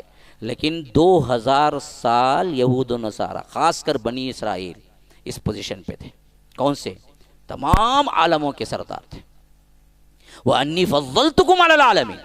اور حتیٰ کہ ان کا دور اتنا خوبصورت تھا کہ کوئی 2000 سال میں ایسا وقفہ نہیں گزرا جس میں کوئی نبی نہ رہا ہو. حتیٰ کہ کسی نبی کی موت کا وقت آتا تو اللہ تعالیٰ فوراً دوسرے نبی کو پیدا کر دیتا اور ساتھ میں بتا دیتا کہ ان کے بعد یہ نبی ہوگا. ایسے مسلسل انبیاء رہے، لیکن ہونے کے باوجود بھی کیا ان کے اندر شرک نہیں آیا؟ آیا. اور وہ شرک کیا آیا؟ بتوں کی پوجا سے آیا یا قبروں کی پوجا سے؟ اب بتاؤ. بتوں کی پوجا کیے وہ لوگ، نہیں قبروں کی کرے. کیا دلیل؟ ہاں دیکھیے، اللہ کے رسول صلی اللہ علیہ وسلم نے فرمایا کہ لعن اللہ الیہود والنصارى، اللہ تبارک و تعالی یہود و نصارہ پر لعنت کرے. اتخذوا قبور انبیائہم مساجد، یہ بدبخت لوگ انبیاء کے قبروں کو سجدگاہ بنا لیا. اس حیثیت سے تو ایک قدم آگے ہی تھے وہ لوگ. انہوں نے تو کم از کم انبیاء کی قبروں کی درگاہیں بنائی تھی. ہم تو انبیاء کی کوئی قبر نہیں ہے ہمارے پاس اب تک. جتنے بھی ہیں اولیاء کے ہیں، اور آپ سب کو معلوم ہے ہزاروں اولیاء مل کر ایک نبی کے بال کے برابر نہیں ہو سکتے. اتنا مقام ہے نبی کا. انہوں نے انبیاء کی قبروں کو بنایا، وہاں سجدہ کیے، وہاں پکارنا شروع کیا. تو اسی کو اللہ کے رسول نے کہا کہ لعن اللہ الیہود والنصارى، اللہ تعالیٰ یہود و نصارہ پر لعنت کرے. تو اب اولیاء کے قبروں کو پکڑ کے، ان کی جالیوں کو پکڑ کے، رو کے پلا کے، سجدہ کر کے، شکر چاٹ کے جو زندگی مسلمان گزار رہے ہیں، ان پر اللہ کی لعنت نہیں ہوگی؟ ہم نے اللہ کو جیسے ماننا چاہیے ویسے مانا ہی نہیں. قبروں کی عبادت انہوں نے، اسی واسطے اللہ کے رسول صلی اللہ علیہ وسلم نے فرمایا کہ لا تتخذوا قبری عیدا. لوگوں یاد رکھو، میری قبر کو عیدگاہ نہ بنانا، سجدگاہ نہ بنانا، میلہ نہ لگانا میرے قبر پہ. اللہ کے رسول کی یہ دعا کیسے قبول ہوئی دیکھو. آج گلی گلی ایک قبر ہے، وہاں جا کے لوگ کیا لوٹ پوٹ ہو رہے ہیں، دعائیں کر رہے ہیں، لیکن اللہ کے رسول کی قبر بچی ہوئی ہے. وہاں ہاتھ اٹھا کے بھی کچھ غیرہ کچھ کرتا ہے، الٹا سیدھا ڈنڈا پڑتا ہے، ڈنڈا سیدھا. اللہ نے محفوظ کیے رکھا ہوا ہے. اللہ کے رسول صلی اللہ علیہ وسلم کی قبر پہ کوئی ایک چیز بھی نہیں، کوئی ایک بدعت بھی نہیں. اللہ نے محفوظ کر دیا. اللہ کے رسول دعائیں کرتے تھے، اللہ پچھلے انبیاء کے ساتھ جو ہوا وہ میرے ساتھ نہ ہو، پچھلے انبیاء کے قبروں کے ساتھ جو ہوا وہ میرے ساتھ نہ ہو. اسی واسطے فرمایا کہ لا تطرونی کما اطرت النصارى وعیسی ابن مریم انما انا عبد فقولوا عبد اللہ ورسولہ. لوگوں یاد رکھو، سنو، تم لوگ مجھے اس طرح بڑھانا نہ چڑھانا جس طرح عیسیٰ ابن مریم کے ماننے والوں نے انہیں بڑھا کے اللہ کا بیٹا بنا دیا. میں اللہ کا بندہ ہوں. انما انا عبد، میں بندے ہونے میں فخر محسوس کرتا ہوں. تو تم کہو تو کیا کہو؟ فقولوا عبد اللہ ورسولہ. جب بھی تم کہو مجھے تو کہو کہ میں اللہ کا بندہ اور پھر رسول ہوں، میں اللہ کا شریک نہیں ہوں. جن لوگوں نے یہ دعوے کر دیے کہ اللہ تبارک و تعالیٰ نے نور کے اتنے ٹکڑے کیے، 4 ٹکڑے کیے، پھر اس کے بعد پہلے نور سے اللہ کو بنایا، دوسرے سے کس سے بنایا؟ رسول کو بنایا. یا اللہ نے 4 ٹکڑے کیے اور ایک ٹکڑے سے کائنات بنائی، ایک ٹکڑے سے کیا ہے؟ اللہ کے رسول کو بنایا. نعوذ باللہ. تب کیا اللہ تبارک و تعالیٰ کا حصہ ہے اللہ کے رسول؟ یہ تو سب سے بڑا شرک ہے. وَجَعَلُوا لَهُ مِنْ عِبَادِهِ جُزْءًا. تم نے کیا ہے؟ اللہ تبارک و تعالیٰ کے ٹکڑے کر دیے، جز بنا دیے. تو اسی لیے اللہ کے رسول صلی اللہ علیہ وسلم نے صاف کہہ دیا کہ قبروں کو اونچائی تک بھی مت کرو. کیوں؟ یہاں سے شرک آنے کا اندیشہ تھا. اللہ کے رسول نے لعنت کی اس پر جو قبروں کو پختہ کرتا ہے سیمنٹ سے یا مٹی سے. ہاں تھوڑی سی ایک بالش نشانی کے طور پر اونچا کر دیا، مٹی ہی مسئلہ نہیں، لیکن ان یجسس، اس کی تعمیر کے طور پر اسے پختہ کیا، ٹائلز لگایا کچھ، تو اللہ کے رسول نے فرمایا اس پر اللہ کی لعنت ہے. ہاں اللہ کے رسول صلی اللہ علیہ وسلم مرض وفات میں تھے، یعنی آخری وقت تھا، بیمار تھے، بستر پہ لیٹے ہوئے تھے، اور حضرت ام سلمہ اور ام حبیبہ دونوں حبشہ جا چکی تھی، وہاں کے بڑے بڑے گرجاؤں کو دیکھ چکی تھی. تو ان دونوں نے آپس میں بات کرنا شروع کیا کہ فلاں کنیسہ جو ہے، فلاں گرجا جو چرچ ہے وہ بڑا خوبصورت تھا، یہاں پر ایسے تصویریں لگی ہوئی تھی، یہ تھا. تو اللہ کے رسول صلی اللہ علیہ وسلم سن رہے تھے.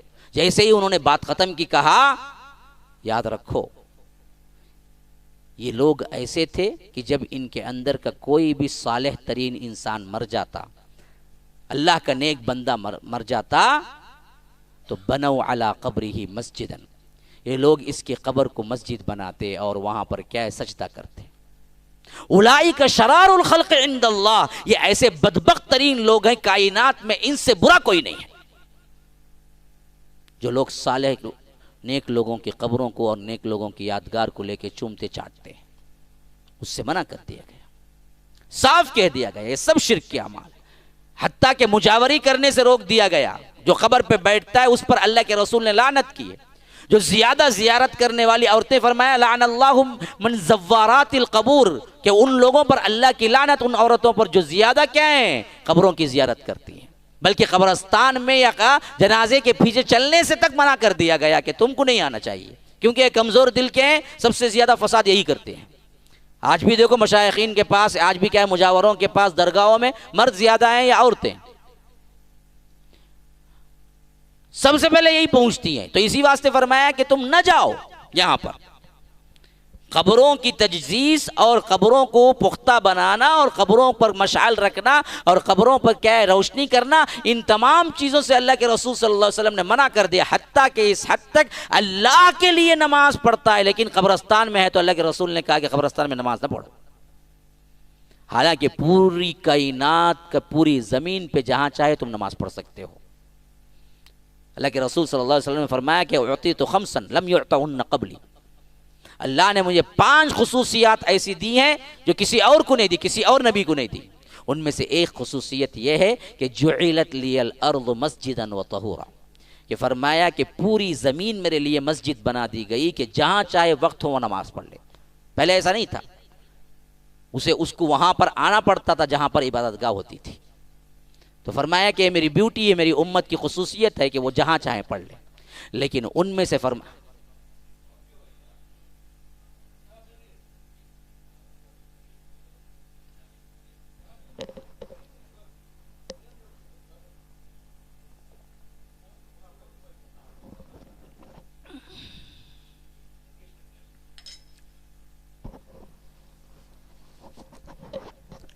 تو اللہ کے رسول صلی اللہ علیہ وسلم نے فرمایا کہ پوری زمین میرے لیے مسجد ہے، لیکن فرمایا کہ قبرستان میں نماز نہ پڑھو۔ کیوں؟ اللہ کے لیے پڑھو گی بھی تو دیکھنے والے کو لگے گا کہ قبر کی طرف پڑھ رہا ہے، وہاں سے کیا ہے، ہو سکتا ہے اس کی نیت بدلے یا ہو سکتا ہے شرک کا دروازہ کھلے۔ فرمایا کہ یہاں نماز نہیں، ہاں یہاں نہیں پڑھنا ہے تمہیں، اللہ کے لیے بھی پڑھنا ہے تو نہیں پڑھنا ہے یہاں پر۔ اس حد تک شرک کی طرف جانے والی جتنی رائے ہیں ان سب کو بند کر دیا۔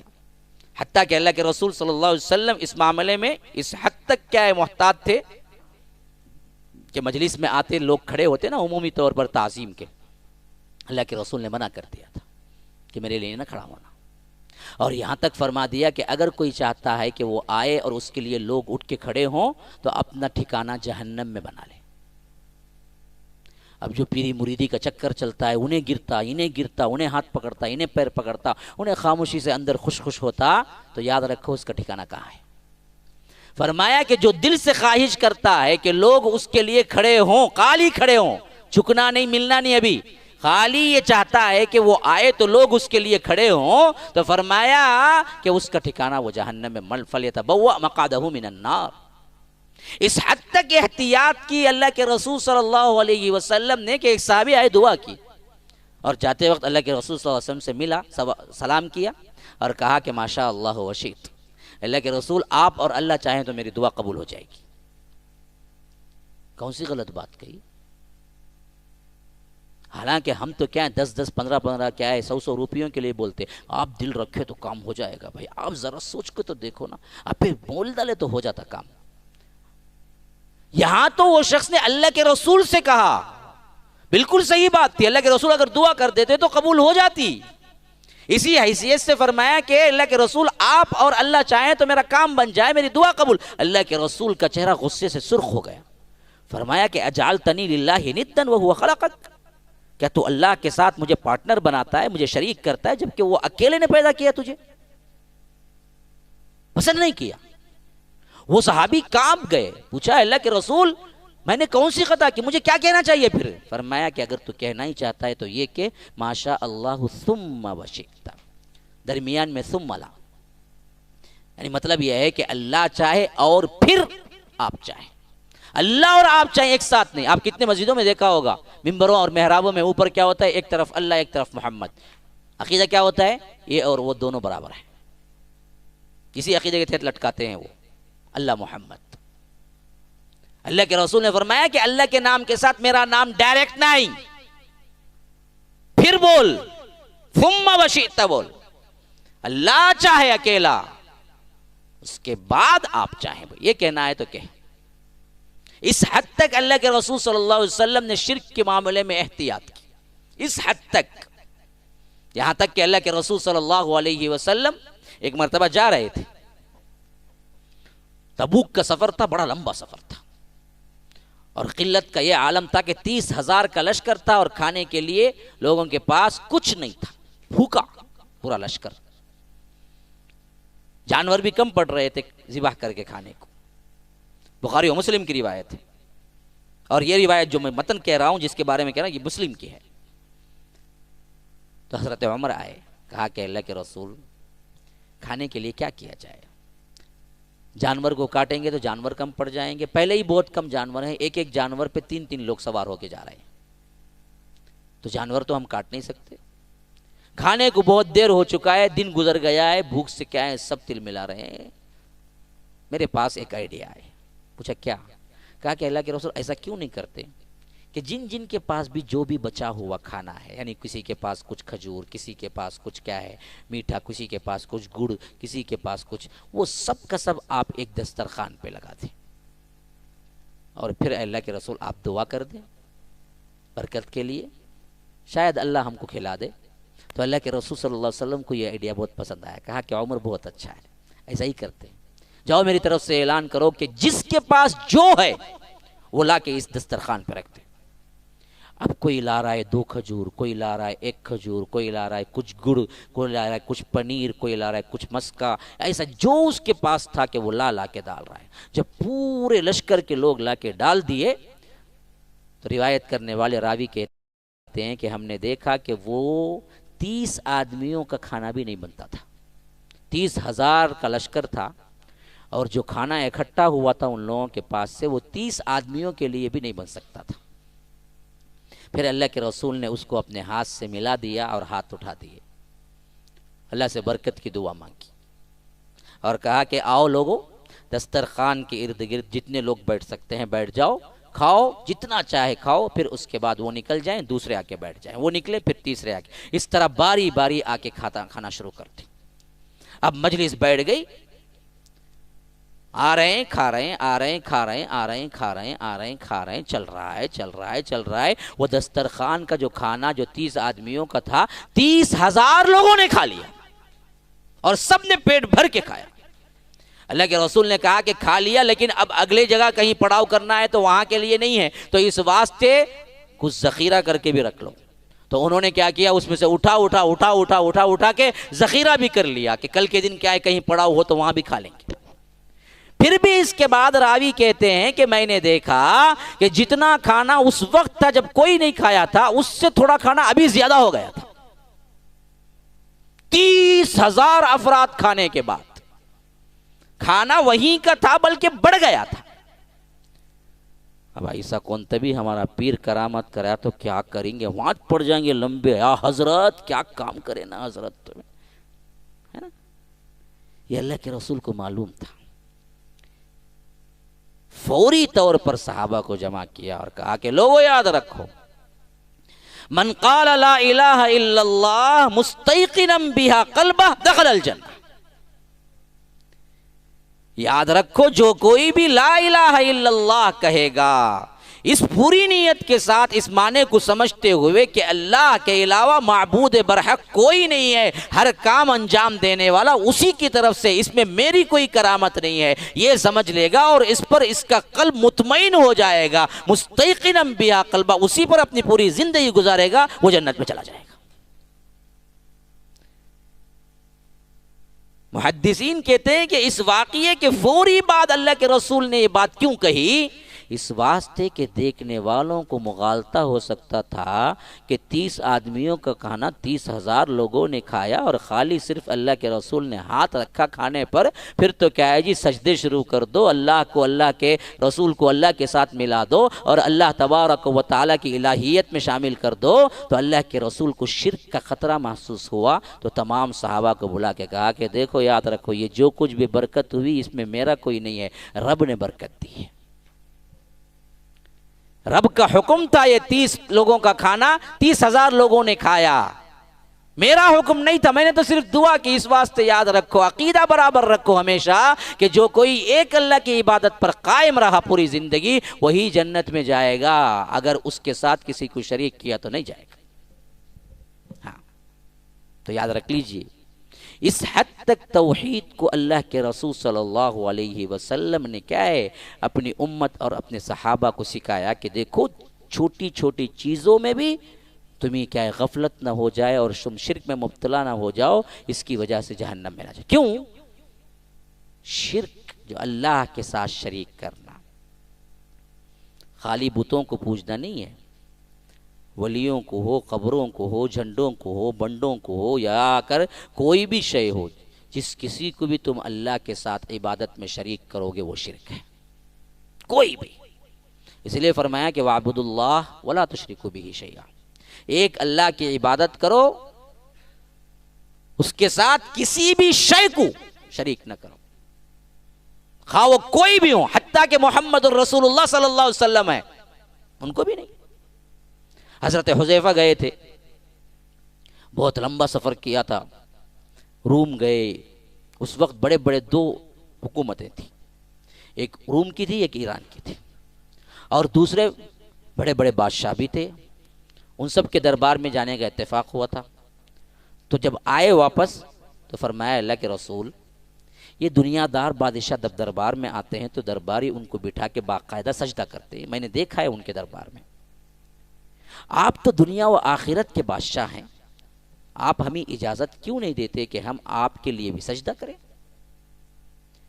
فرمایا کہ یاد رکھو سجدہ صرف اللہ کو زیبا ہے، میرے لیے نہیں۔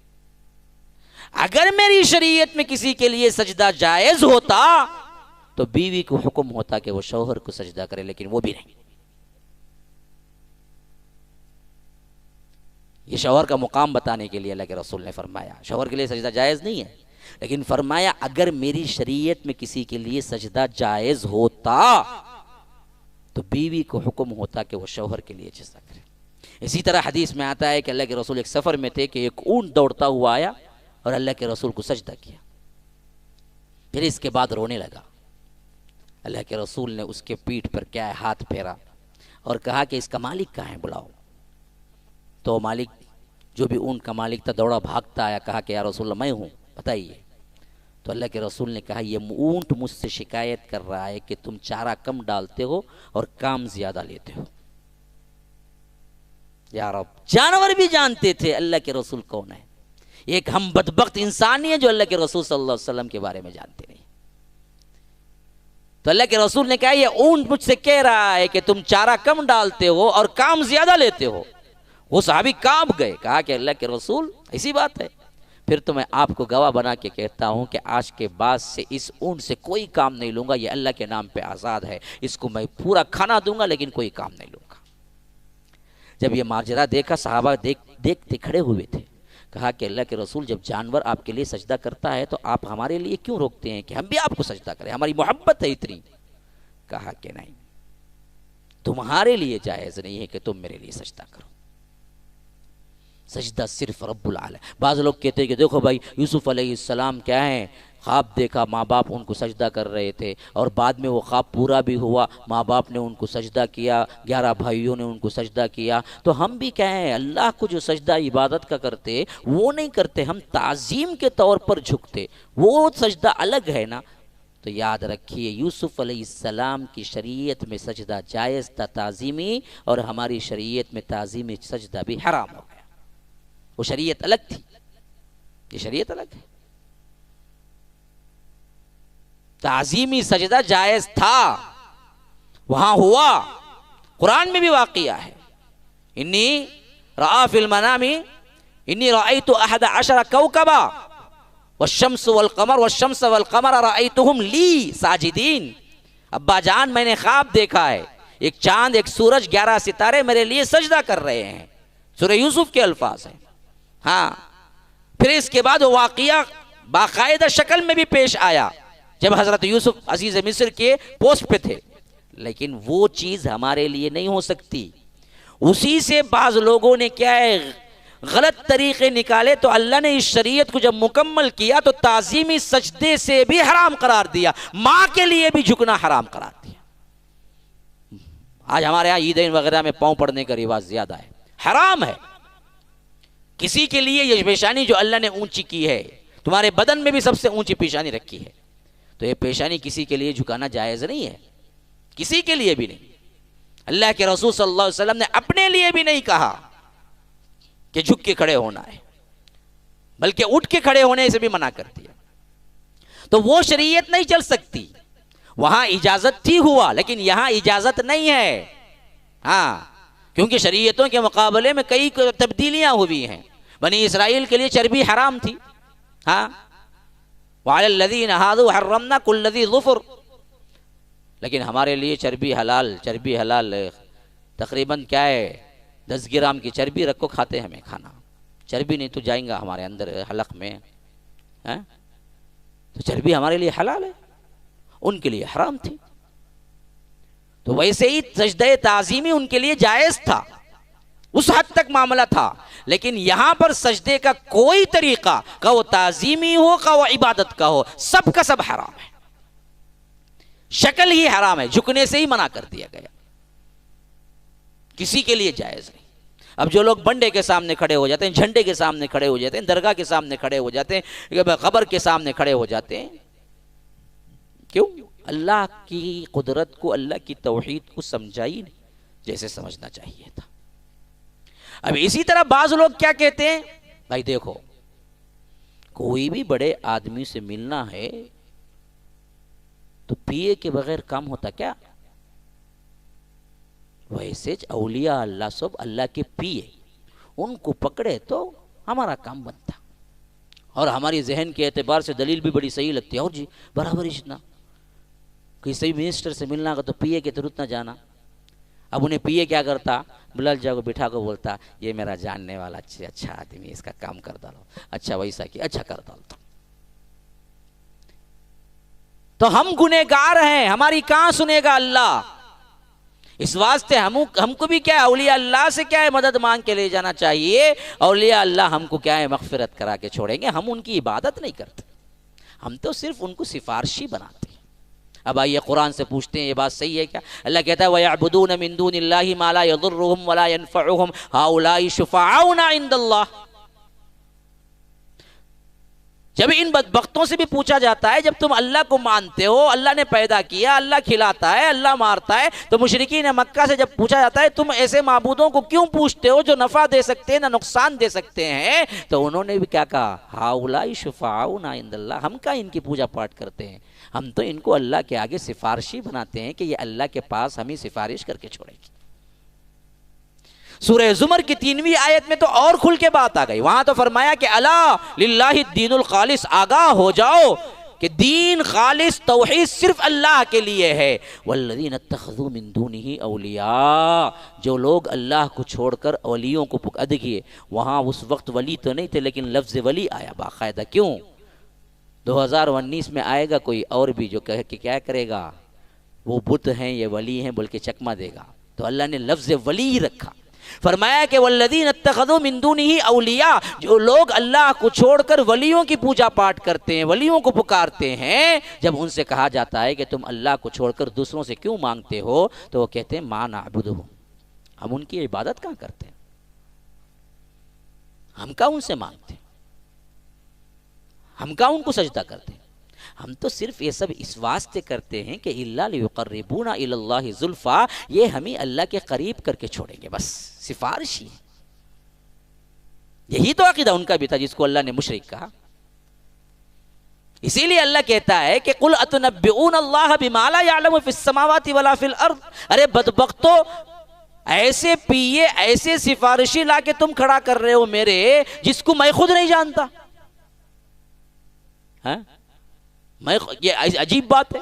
اللہ نے کب کہا عبد القادر جیلانی میرے پیے ہیں، ان سے پکڑ کے آؤ، کالے شاہ ولی ہیں، موسیٰ شاہ قادری ہیں، فلاں ہیں فلاں ہیں. اللہ نے کہیں کہا قرآن حدیث میں لاؤ کوئی دلیل جس میں کہا ہو کہ اللہ یہ سب میرے سفارشی ہیں، ان کے پاس جاؤ، ان سے پوچھ کے آؤ. مثلا میں بیٹھا ہوا ہوں اور کیا ایک بندہ آ کے بیٹھ کے کہہ رہا ہے کہ یہ بڑے آپ کے کیا ہیں، پیے ہیں، اسسٹنٹ ہیں، میں ان سے آپ کا وقت لے لیا تقریر کا. میں پوچھتا ہوں کون جی انہوں، میں جانتا نہیں نا جی ان کو. نہیں یہ آپ کے پیے ہیں، کہ تو کتنا غصہ آئے گا مجھے. میں جانتا نہیں بول رہا ہوں، تمہیں بولتی ہیں پیے میرا. یہی اللہ بھی پوچھتا ہے کہ میں نے کب پیے. قل اتنبئون اللہ بما لا یعلم فی السماوات ولا فی الارض. زمینوں آسمانوں میں اللہ جس کو جانتا ہی نہیں ہے اس کو تم بناتے ہو کہ یہ پیے ہیں ان کے. اچھا، اور دوسری بات سمجھو، جو لوگ یہ کہتے ہیں کہ دیکھو بھائی وسیلے کے بغیر جا نہیں سکتے، اس واسطے ولی ہونا ضروری، جیسے کسی بھی بڑے آدمی سے ملنے کے لیے پیے ہونا ضروری. بعض لوگ بولتے ہیں کہ دیکھو بھائی ڈائریکٹ آگ پہ تمہیں کیا ہے روٹی پکانے ہوں گا، کی درمیان میں توا ہونا نہیں کیا جی. تو کیا مطلب کون آگ کون توا کون روٹی؟ ہاں بات سمجھ میں آتی ہے. ہاں بالکل صحیح ہے جی، برابر. اتنا آگ پہ کیسا پکائیں گے، توا ہونا نہیں تو توے کون؟ ولی اللہ پورے توے کی.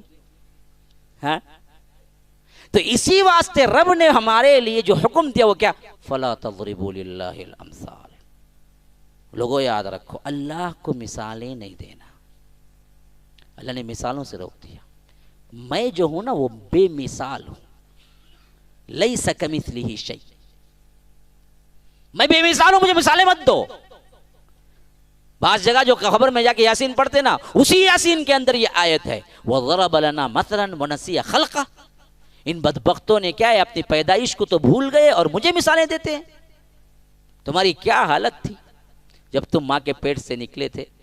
جو درد دے کے تم نکلے تھے نا، اللہ تبارک و تعالی ماں کے دل میں رحم نہ ڈالتا نا، فوری پلٹ کے پہلے نلی دبا دیتی اس کی. اتنا درد دے کے وہ نکلتا.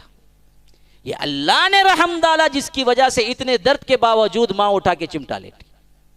تو اللہ کہتا ہے تم اپنی پیدائش کو بھول گئے اور مجھے مثالیں دیتے ہو. لا تضربوا للہ الامثال. ایک جگہ تو کہا کہ مت مثال، ایک جگہ فرما رہا ہے یاسین میں وَضَرَبَ لَنَا مَثَلًا وَنَسِيَ خَلْقَهُ. اپنی خلقت کو بھول گیا، اپنی پیدائش کو بھول گیا اور مجھے مثالیں دیتا ہے. یہ تو ہوئی شرعی دلیل. میں اس کے ساتھ عقلی دلیل بھی ہمیشہ دیا کرتا ہوں. جو لوگ یہ کہتے ہیں نا جی وسیلہ چاہیے، پیے کے بغیر نہیں ہوگا. دیکھو دنیا میں بھی ہم کسی بڑے آدمی سے ملتے ہیں تو پیے کے ساتھ جاتے ہیں. میں پوچھتا ہوں کوئی وزیر یہ اعلان کر دے ڈائریکٹ، بھائی دیکھو جن کو بھی جو مسئلہ ہو کسی پیے وغیرہ کی ضرورت نہیں ہے، ڈائریکٹ آؤ اور مجھ سے ملو، میں تمہارا مسئلہ حل کرتا ہوں، سنتا ہوں. پھر بھی آپ بولتے نہیں میں آیا تو تمہارے پیے کو پکڑ کو لاؤں گا، تو کیا غصہ آؤں گا اسے؟ ڈائریکٹ میں دیا ہوں، میں بولتا ہوں، مجھے کسی کی بھی پیے کی ضرورت نہیں. تمہارا جو مسئلہ بھی ہے سیدھے آؤ مجھ سے ملو، بات کرو. نہیں وہ سب نہیں مانتا، میں پیے کو پکڑ کو چاہوں گا. مانیں گا بات تب انہیں غصے میں. یہی تو اللہ نے بھی ہم سے کہا ہے. سورہ بقرہ کے اندر فرمایا کہ وَإِذَا سَأَلَكَ عِبَادِي عَنِّي فَإِنِّي قَرِيبٌ. اللہ کے رسول صلی اللہ علیہ وسلم میرے بندے آپ سے پوچھتے ہیں کہ میں کہاں ہوں، کہہ دیجئے ان سے کہ میں قریب ہوں، بالکل قریب. اجیب دعوت الداعی اذا دعان. جب پکارنے والا مجھے پکارتا ہے تو میں اس کی پکار کو سنتا ہوں. فَلْيَسْتَجِيبُوا لِي وَلْيُؤْمِنُوا بِي لَعَلَّهُمْ يَرْشُدُونَ. وہ بھی میری ہی اطاعت کرے، میرا ہی شکر ادا کرے تو میں ان کی دعاؤں کو قبول کرنے والا ہوں. وَقَالَ رَبُّكُمُ ادْعُونِي أَسْتَجِبْ لَكُمْ. لوگوں مجھے پکارو، میں تمہاری دعاؤں کو قبول کرتا ہوں. ان الذین یستکبرون عن عبادتی سیدخلون جہنم داخرین. جو لوگ مجھے نہیں پکارتے میں ان کو جہنم میں داخل کر دوں گا. اللہ تو کیا ہے، انسان کا معاملہ مانگے تو چڑھتا ہے، ایک بار دیں گا، بھائی ذرا مشکل ہے، کیا جی ہونا، ایک 500 روپے دے بھائی، لے. دوسرے دن آؤ کھڑا، اب کیا جی، ذرا مشکل ہے بھائی، کیا جی روز لے لیے، یہ دیتا ہوں تو آخری لے گو جاؤ، لو. پھر تیسرے دن آگو، یہی کیا جی کلیت بولا نہیں آنا بول گو. اب چوتھے بار آیا تو جوتے پڑیں گے. یہ انسان کی فطرت ہے. رب نے کیا کیا ہم سے؟ کہا کہ مانگو تو میں خوش ہوتا ہوں، نہ مانگو تو جہنم میں ڈالوں گا۔ مانگنے سے رب خوش ہوتا ہے، ایک بار نہیں 100 بار مانگو، مانگتے رہو۔ تم اپنے لیے مانگتے ہو، اللہ کہتا ہے کہ تم عبادت میں ہو، میں ثواب لکھتا ہوں تمہارے واسطے۔ تم کہتے ہو اللہ مجھے کار دے، اللہ کہتا ہے اسے ثواب لکھنے کی لکھ، کیونکہ یہ دعا میں بیٹھا ہوا ہے۔ اے اللہ مجھے بینک بیلنس بڑھا، یہاں انہیں پوچھتا ہے، ثواب لکھتا ہے اللہ تعالیٰ۔ ایک دعا ایک ایسی عبادت ہے جس میں تم اپنی حاجتیں مانگتے ہو لیکن ثواب ملتا ہے عبادت کا۔ کیوں؟ الدعاء هو العبادہ، دعا عبادت ہے۔ تم کو کچھ بھی نہیں کرنے ہوتا کیا؟ میں ہمیشہ کہا کرتا ہوں تمہیں کچھ نہیں کرنے ہوتا، تسبیح بھی پڑھنی نہیں ہوتا، سبحان اللہ الحمدللہ یہ بھی نہیں ہوتا، ہاں پھر بھی تم عبادت کرنا چاہتے ہو نا، آسان طریقہ، کچھ بھی مت کرو، خالی دل میں دعا کر لو بیٹا، اللہ مجھے مال دے، اللہ مجھے پیسہ دے، یا اللہ مجھے روٹی دے، یا اللہ مجھے، یہ بھی عبادت ہے، یہ بھی عبادت ہے، اسے ثواب ملتا ہے۔ ہاں تو اللہ کو مانگنا بہت پسند ہے، نہیں مانگتا ہو تو اللہ غصہ ہوتا ہے اس پر۔ تو جب اللہ نے اعلان کر دیا کہ بھائی دیکھو ڈائریکٹ مجھ سے مانگو میں تمہیں دے رہا ہوں، تب بھی تمہیں بولتے نہیں اللہ میں عبد القادر جیلانی کے تھرو چاہوں گا، بولے تو اب اللہ غصہ نہیں کرے گا کہ رے بدبخت میں بولتا ہوں سیرا ڈائریکٹ میرے پاس آ، تو عبد القادر جیلانی کا گبلا لگا تھا تو بیچ میں ہاں۔ اور دوسری ایک بہت بڑے واقعہ، ٹائم زیادہ ہو گیا، ایک بات کی بات ختم۔ ایک عام غلط خیال جو ہمارے ذہنوں میں بیٹھا وہ کیا معلوم؟ اللہ گنہگاروں کی بات نہیں سنتا، اللہ والوں کی سنے گا۔ اس واسطے کیا کرتے یہ علماء کے پیچھے رہتے، مولوی صاحب دعا کرو، مولوی صاحب کی تمہیں دعا نہیں کریں گے جی؟ تم نے اللہ زبان نہیں دیے، تمہیں نہیں بول سکتے اللہ میری یہ مسئلے ہیں بول کے؟ لوگوں میں ذہن بیٹھا ہوا ہے ہماری دعا سب کہاں بھائی سنیں گا۔ اس واسطے کیا کرنا، اب دیکھتے جیب بھرو مولوی پیٹ بھرو پیر، پیچھے عوام لگی رہے، دعا کر انہیں بولتا اچھا دعا کر تو ایک 500 روپے لے لگا تیرے واسطے، پہلے مجھے جیب میں ڈال، اس کے بعد دعا کر تو میں تیرے واسطے۔ اس کی دعا قبول ہوتی نہیں ہوتی معلوم نہیں، لیکن دعا کے واسطے انہیں کیا کرتا، دارالشفا کھول کے بیٹھ جاتا، آؤ دعا کرتا تم نا، لے کے آگو ڈالو پیچھے۔ اب ذرا اور بڑھا تو انہیں کیا کرا، اچھا ابھی بھی لیے جا اس طرح، یہی تمہارا ستارہ یہاں سے یہاں بدل گئے جی، اب یہاں سے یہاں لانا کا تو ایک بکرا ذبح کرنا، وہ بھی تمہیں کرو نہ کو، مجھے لاگو دے لو میں کر لیتا ہوں، ہمارے گھر میں ہی بہت بکرے ویسے، تو وہاں سے بکرے بھی لینا شروع کر لی اپنی چاندی بنانے کی۔ کیوں؟ عوام ٹھگتی ہے تو ٹھگانے والے بہت ہیں۔ اللہ نے کہا ڈائریکٹ، تو یہ جو مغالطہ ہے نا کہ گنہگاروں کی نہیں سنتا، یہ بہت بڑا مغالطہ ہے۔ اللہ اپنے بندوں سے زیادہ گنہگاروں کی سنتا ہے، کیوں؟ ان کو زیادہ ضرورت ہے نا سننے کی۔ ہاں اسی لیے فرمایا کہ قل یا عبادی الذین اسرفوا علی انفسہم لا تقنطوا من رحمت اللہ ان اللہ یغفر الذنوب جميعا، اے اللہ کے بندو جو رات دن گناہ کرتے ہیں، اللہ کی رحمت سے مایوس نہ ہو، آؤ گناہ کرو کتنا بھی کرو، آ کے میرے سے معافی مانگو میں تمہیں معاف کرتا ہوں۔ قل یا عبادی، اب دیکھو الذین اسرفوا علی انفسہم، جنہوں نے اپنی جانوں پر ظلم کیا، گناہ کرتے رہے، لیکن اللہ کتنے پیار سے بلاتا ہے۔ دیکھو یہ نہیں کہا کہ اے کافرو، اے مشرکو، اے گنہگاروں، یہ نہیں بولا، کہا کہ یا عبادی، اے میرے بندوں۔ کون؟ گنہگار، رات دن جو گناہ کرتے ہیں ان کو بھی پکارا تو کیسے پکارا؟ یا عبادی، اے میرے بندوں، گنہگار کہیں لیکن تم میرے بندے ہو، آؤ ایک مرتبہ کہہ دو استغفر اللہ، ایک مرتبہ کہہ دو، تمہارے پوری زندگی کے گناہ معاف کر دیتا ہوں۔ لو اتیتنی بقراب الارض خطایا، فرمایا کہ زمین بھر اتنا گناہ لے کے تم میرے پاس آؤ گے اور کہو گے ایک مرتبہ استغفر اللہ، تو اللہ کہتا ہے کہ غفرت لک فلا ابالی، میں تمہاری تمام گناہوں کو معاف کرتا ہوں، مجھے اس سے پرواہ نہیں کہ تم کیا لے کے آئے تھے، میں نہیں دیکھتا کتنی کوانٹٹی ہے تمہارے۔ دوسری حدیث میں آتا ہے ذنوب السماء، تمہارے گناہ زمین نہیں، زمین بھرتے بھرتے بھرتے بھرتے بھرتے بھرتے آسمان تک پہنچ جائے۔ اتنا گناہ کوئی کر سکتا ہے کیا جی؟ ہاں کر ہی نہیں سکتا، لیکن اللہ مثال دیتا ہے، کوئی بندہ اتنا گناہ کیا کہ زمین بھرتے بھرتے آسمان تک پہنچ جائے، پھر وہ میرے دربار میں آ کے کہتا ہے ایک مرتبہ ثم استغفرتنی، اے اللہ تو معاف کر دے، غفرت لک فلا ابالی، میں معاف کر دیتا ہوں، مجھے کوئی اس کی پرواہ نہیں کہ وہ کتنا گناہ لے کے آیا تھا۔ تو رب تو تیار ہے، بلا رہا ہے، گنہگاروں کو پسند نہیں کرتا۔ کب کہا رب نے؟ گنہگاروں کو تو زیادہ۔ اب دیکھیے اس کے مقابلے میں ایک واقعہ کہہ کے ختم کرتا ہوں۔ حضرت یونس علیہ السلام کو اللہ نے بھیجا تھا دعوت تبلیغ کے لیے، انہوں نے ان کو بہت بلایا، لیکن کوئی مسلمان نہیں ہوا، ایک بندہ بھی مسلمان نہیں۔ اب حضرت یونس علیہ السلام کو غصہ ہو گیا، میں کتنے دن سے محنت کر رہا ہوں لیکن یہ بدبخت ایک بھی مسلمان نہیں ہو رہے ہیں، ایک بھی اللہ کی توحید پہ نہیں آ رہے۔ تو ایک دن اچانک کیا کیے، غصہ کر کے نکل گئے اپنی قوم سے۔ حالانکہ نبی جب نکلتا ہے تو اللہ کے حکم سے ہی نکلتا ہے، اللہ کے حکم کے بغیر ہجرت نہیں کر سکتا نبی۔ لیکن حضرت یونس علیہ السلام سے ایک غلطی ہو گئی کہ اللہ کا حکم ابھی آیا نہیں تھا، حضرت یونس علیہ السلام اپنی بستی کو چھوڑ کے نکل گئے۔ اللہ بڑا پیار سے ذکر کر رہا ہے سورہ انبیاء میں، وَظَنُّونِ إِذ ذَهَبَ مُغَاضِبًا فَظَنَّ أَن لَّن نَّقْدِرَ عَلَيْهِ، مچھلی والے نے ہم سے غصہ کر کے نکل کے اب چلا گیا۔ وَظَنُّونِ إِذ ذَهَبَ مُغَاضِبًا، غصہ آ گیا مچھلی والے کو۔ مچھلی والے کا لقب حضرت یونس کا لقب، مغاضبًا، غصہ کر کے، اور کہہ رہا ہے فَظَنَّ أَن لَّن نَّقْدِرَ عَلَيْهِ، وہ سمجھ گیا کہ ہم اس پہ قادر نہیں ہیں، حالانکہ ہم قادر تھے۔ تو اللہ نے کیا کیا، یہ باہر نکلے تو سمندر کا سفر تھا، انہوں نے کہا کہ بھائی مجھے پار چھوڑ دینا۔ کشتی والا جانتا تھا، بٹھا لیا، میں پار چھوڑ دیتا ہوں۔ اب یہ جیسے ہی جا رہی تھی کشتی، بھنور آ گیا، طوفان آ، ڈوبنے لگی۔ اب ملا جو تھا کشتی چلانے والا، اس نے کہا کہ بھائی دیکھو، پرانے رواج کے مطابق کوئی نہ کوئی گنہگار آ گیا ہے جس کی وجہ سے کشتی ڈوب رہی ہے، ہم خورا ڈالیں گے، جس کا نام آئے گا اس کو کیا ہے کشتی سے پھینک دیں گے۔ اب یہ اتفاق سے خورا ڈال کے نام نکلا تو حضرت یونس کا آ گیا۔ اب اس نے کہا کہ آپ کو نہیں غلطی ہو گئی، پھر ایک بار کریں گے۔ پھر بھی حضرت یونس کا نام آیا، وہ اور ڈر گیا، کہا کہ نہیں اور ایک بار کریں گے، پھر کرا تو پھر یونس۔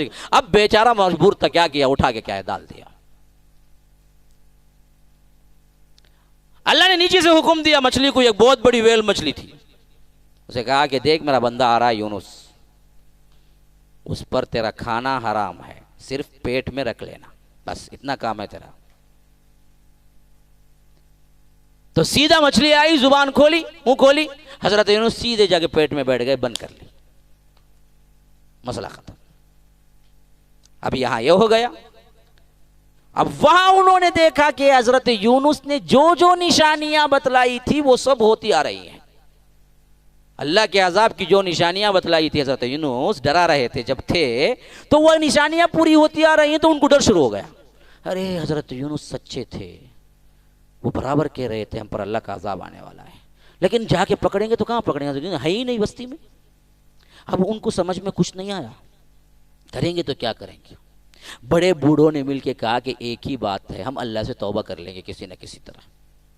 تو روایتوں میں آتا، تفسیر ابن کثیر کی روایت کے مطابق تو انہوں نے کیا کیا، ایک بڑا میدان جس میں جمع ہونا شروع ہو گئے، حتیٰ کہ انہوں نے کہا کہ بھائی بچوں کو بھی لے آؤ اور جانوروں کو بھی لے آؤ، تاکہ سب مل کے کریں گے دعا، یہ عذاب ٹل جائے۔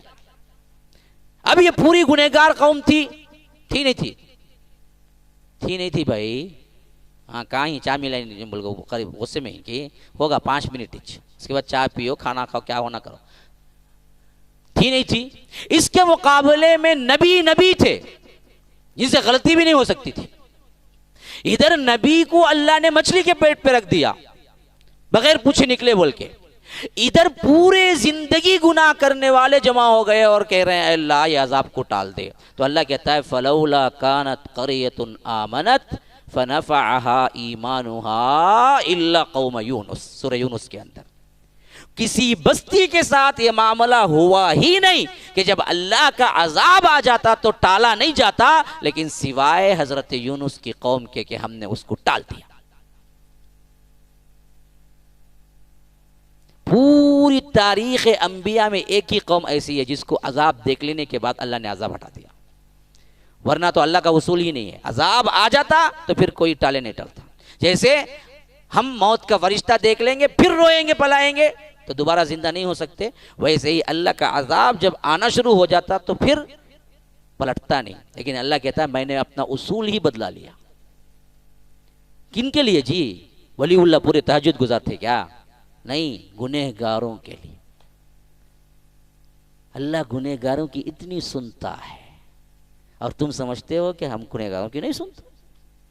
یہ اللہ سے بدزنی نہیں ہے، بدگمانی نہیں ہے.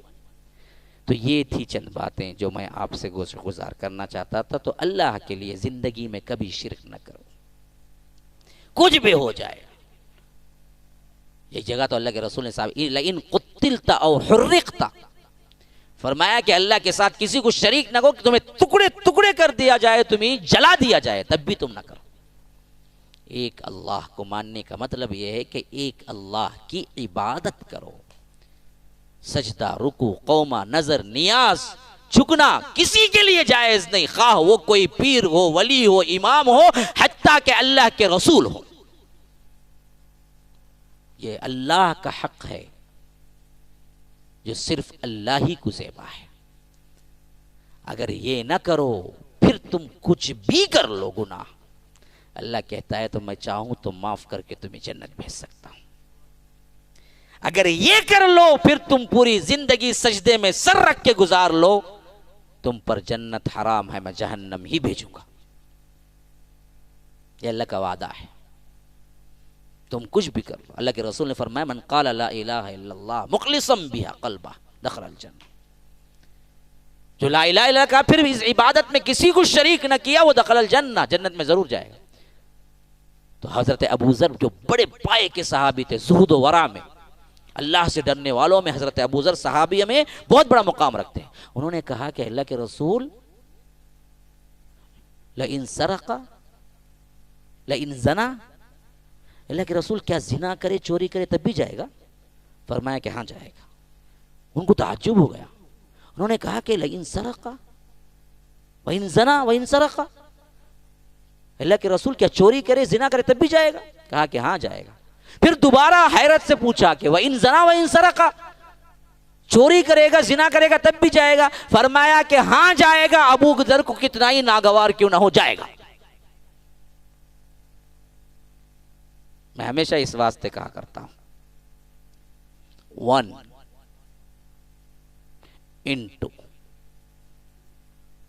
1 1 into 1 1 into 1 1 into 1 1 1 into 10 1 into 100 1 into 1000 1 into crore 1 into 10 crore. ہو گیا ہو گیا. یہ 1 کو ہٹا دو، یہ 1 کو ہٹا دو، 0 لگا دو. 0 into 0 0 into 100 0 into 1000 0 into lakh 0 into 10 lakh 0 into 10 crore. 0 0 یہ 0 ہی شرک ہے، وہ 1 ہی توحید ہے. یہ 1 لگ گیا توحید کا، 10% بھی عمل کرو جنت چلے جاؤ گے.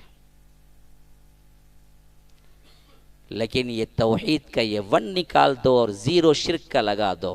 اب سجدے پہ سجدے چلتے رہیں، شب برات پہ پوری رات نمازیں چلتے رہیں، اور اس کے بعد کیا روزے چلتے رہیں، سب چلتے رہیں، 0 کا 0. کوئی عمل قابل قبول نہیں، سب 0. اللہ کے رسول سے فرمایا گیا لئن اشرکت، اللہ کے رسول اگر آپ بھی شرک کریں گے لَيَحْبَطَنَّ عَمَلُكَ، سب عمل ہم غارت کر دیں گے. اللہ کے رسول کے عمل کوئی سوچ بھی نہیں سکتا اللہ کے رسول شرک کریں گے. گویا کہ ان کے حکم میں ہم کو بتایا گیا ہے کہ شرک اتنا برا ہے کہ رسول کریں گے تو معاف نہیں کروں گا میں. ہما شما کا کیا اعتبار، ہماری کیا حیثیت ہے؟ تو اللہ کے لیے شرک سے بچو، توحید پر کامزن رہو، تن من دھن لگا دو توحید کو. سیکھو، سیکھنے کی چیز ہے، خالی سن کے 2 گھنٹے میں چلے جانا نہیں ہے. یہ علم ہے جس کو سیکھنے کا حکم اللہ نے دیا ہے۔ کتابیں پڑھو اس موضوع پر۔ شیخ الاسلام امام ابن تیمیہ کی الایمان ہے، شیخ الاسلام امام عبد الوہاب کی کتاب التوحید ہے، شیخ الاسلام صالح فوزان کی کتاب التوحید ہے، اسی طرح کیا ہیں ابن باز وغیرہ رحمہ اللہ کے کیا ہیں کشف الشبہات، دوسرے کیا ہیں قواعد اربع شیخ الاسلام امام عبد الوہاب کی ہے۔ ان تمام کتابوں میں سے کوئی ایک کتاب تو پڑھو، جانکاری فرض ہے، اس کے بغیر تمہارا کلمہ بھی قبول نہیں ہوتا، تمہاری نمازیں بھی قبول نہیں ہوتی، یاد رکھ لیجیے۔ اللہ تبارک و تعالی جو کچھ ہم نے سنا ہے اس پر عمل کرنے کی توفیق عطا فرمائے، اللہ تعالیٰ کہنے سننے سے زیادہ عمل کی توفیق عطا فرمائے، اللہ تبارک و تعالی ہمارے گناہوں کو معاف کرے، اللہ تبارک و تعالی اس زندگی میں، اس دنیا میں، اس وقت اللہ تبارک و تعالی کے دین کے کام کرنے والوں میں ہمارے نام کو بھی لکھ لے، اللہ تبارک و تعالی جیسے ہم سب کو یہاں اکٹھا فرمایا ہے جناب محمد الرسول اللہ صلی اللہ علیہ وسلم کے ساتھ جنت الفردوس میں بھی اکٹھا فرمائے۔ ھذا وباللہ التوفیق صلی اللہ وسلم علی نبینا محمد، اسأل اللہ لی ولکم ولسائر المسلمین من کل ذنب فاستغفروا انہ هو الغفور الرحیم۔ السلام علیکم ورحمۃ اللہ وبرکاتہ۔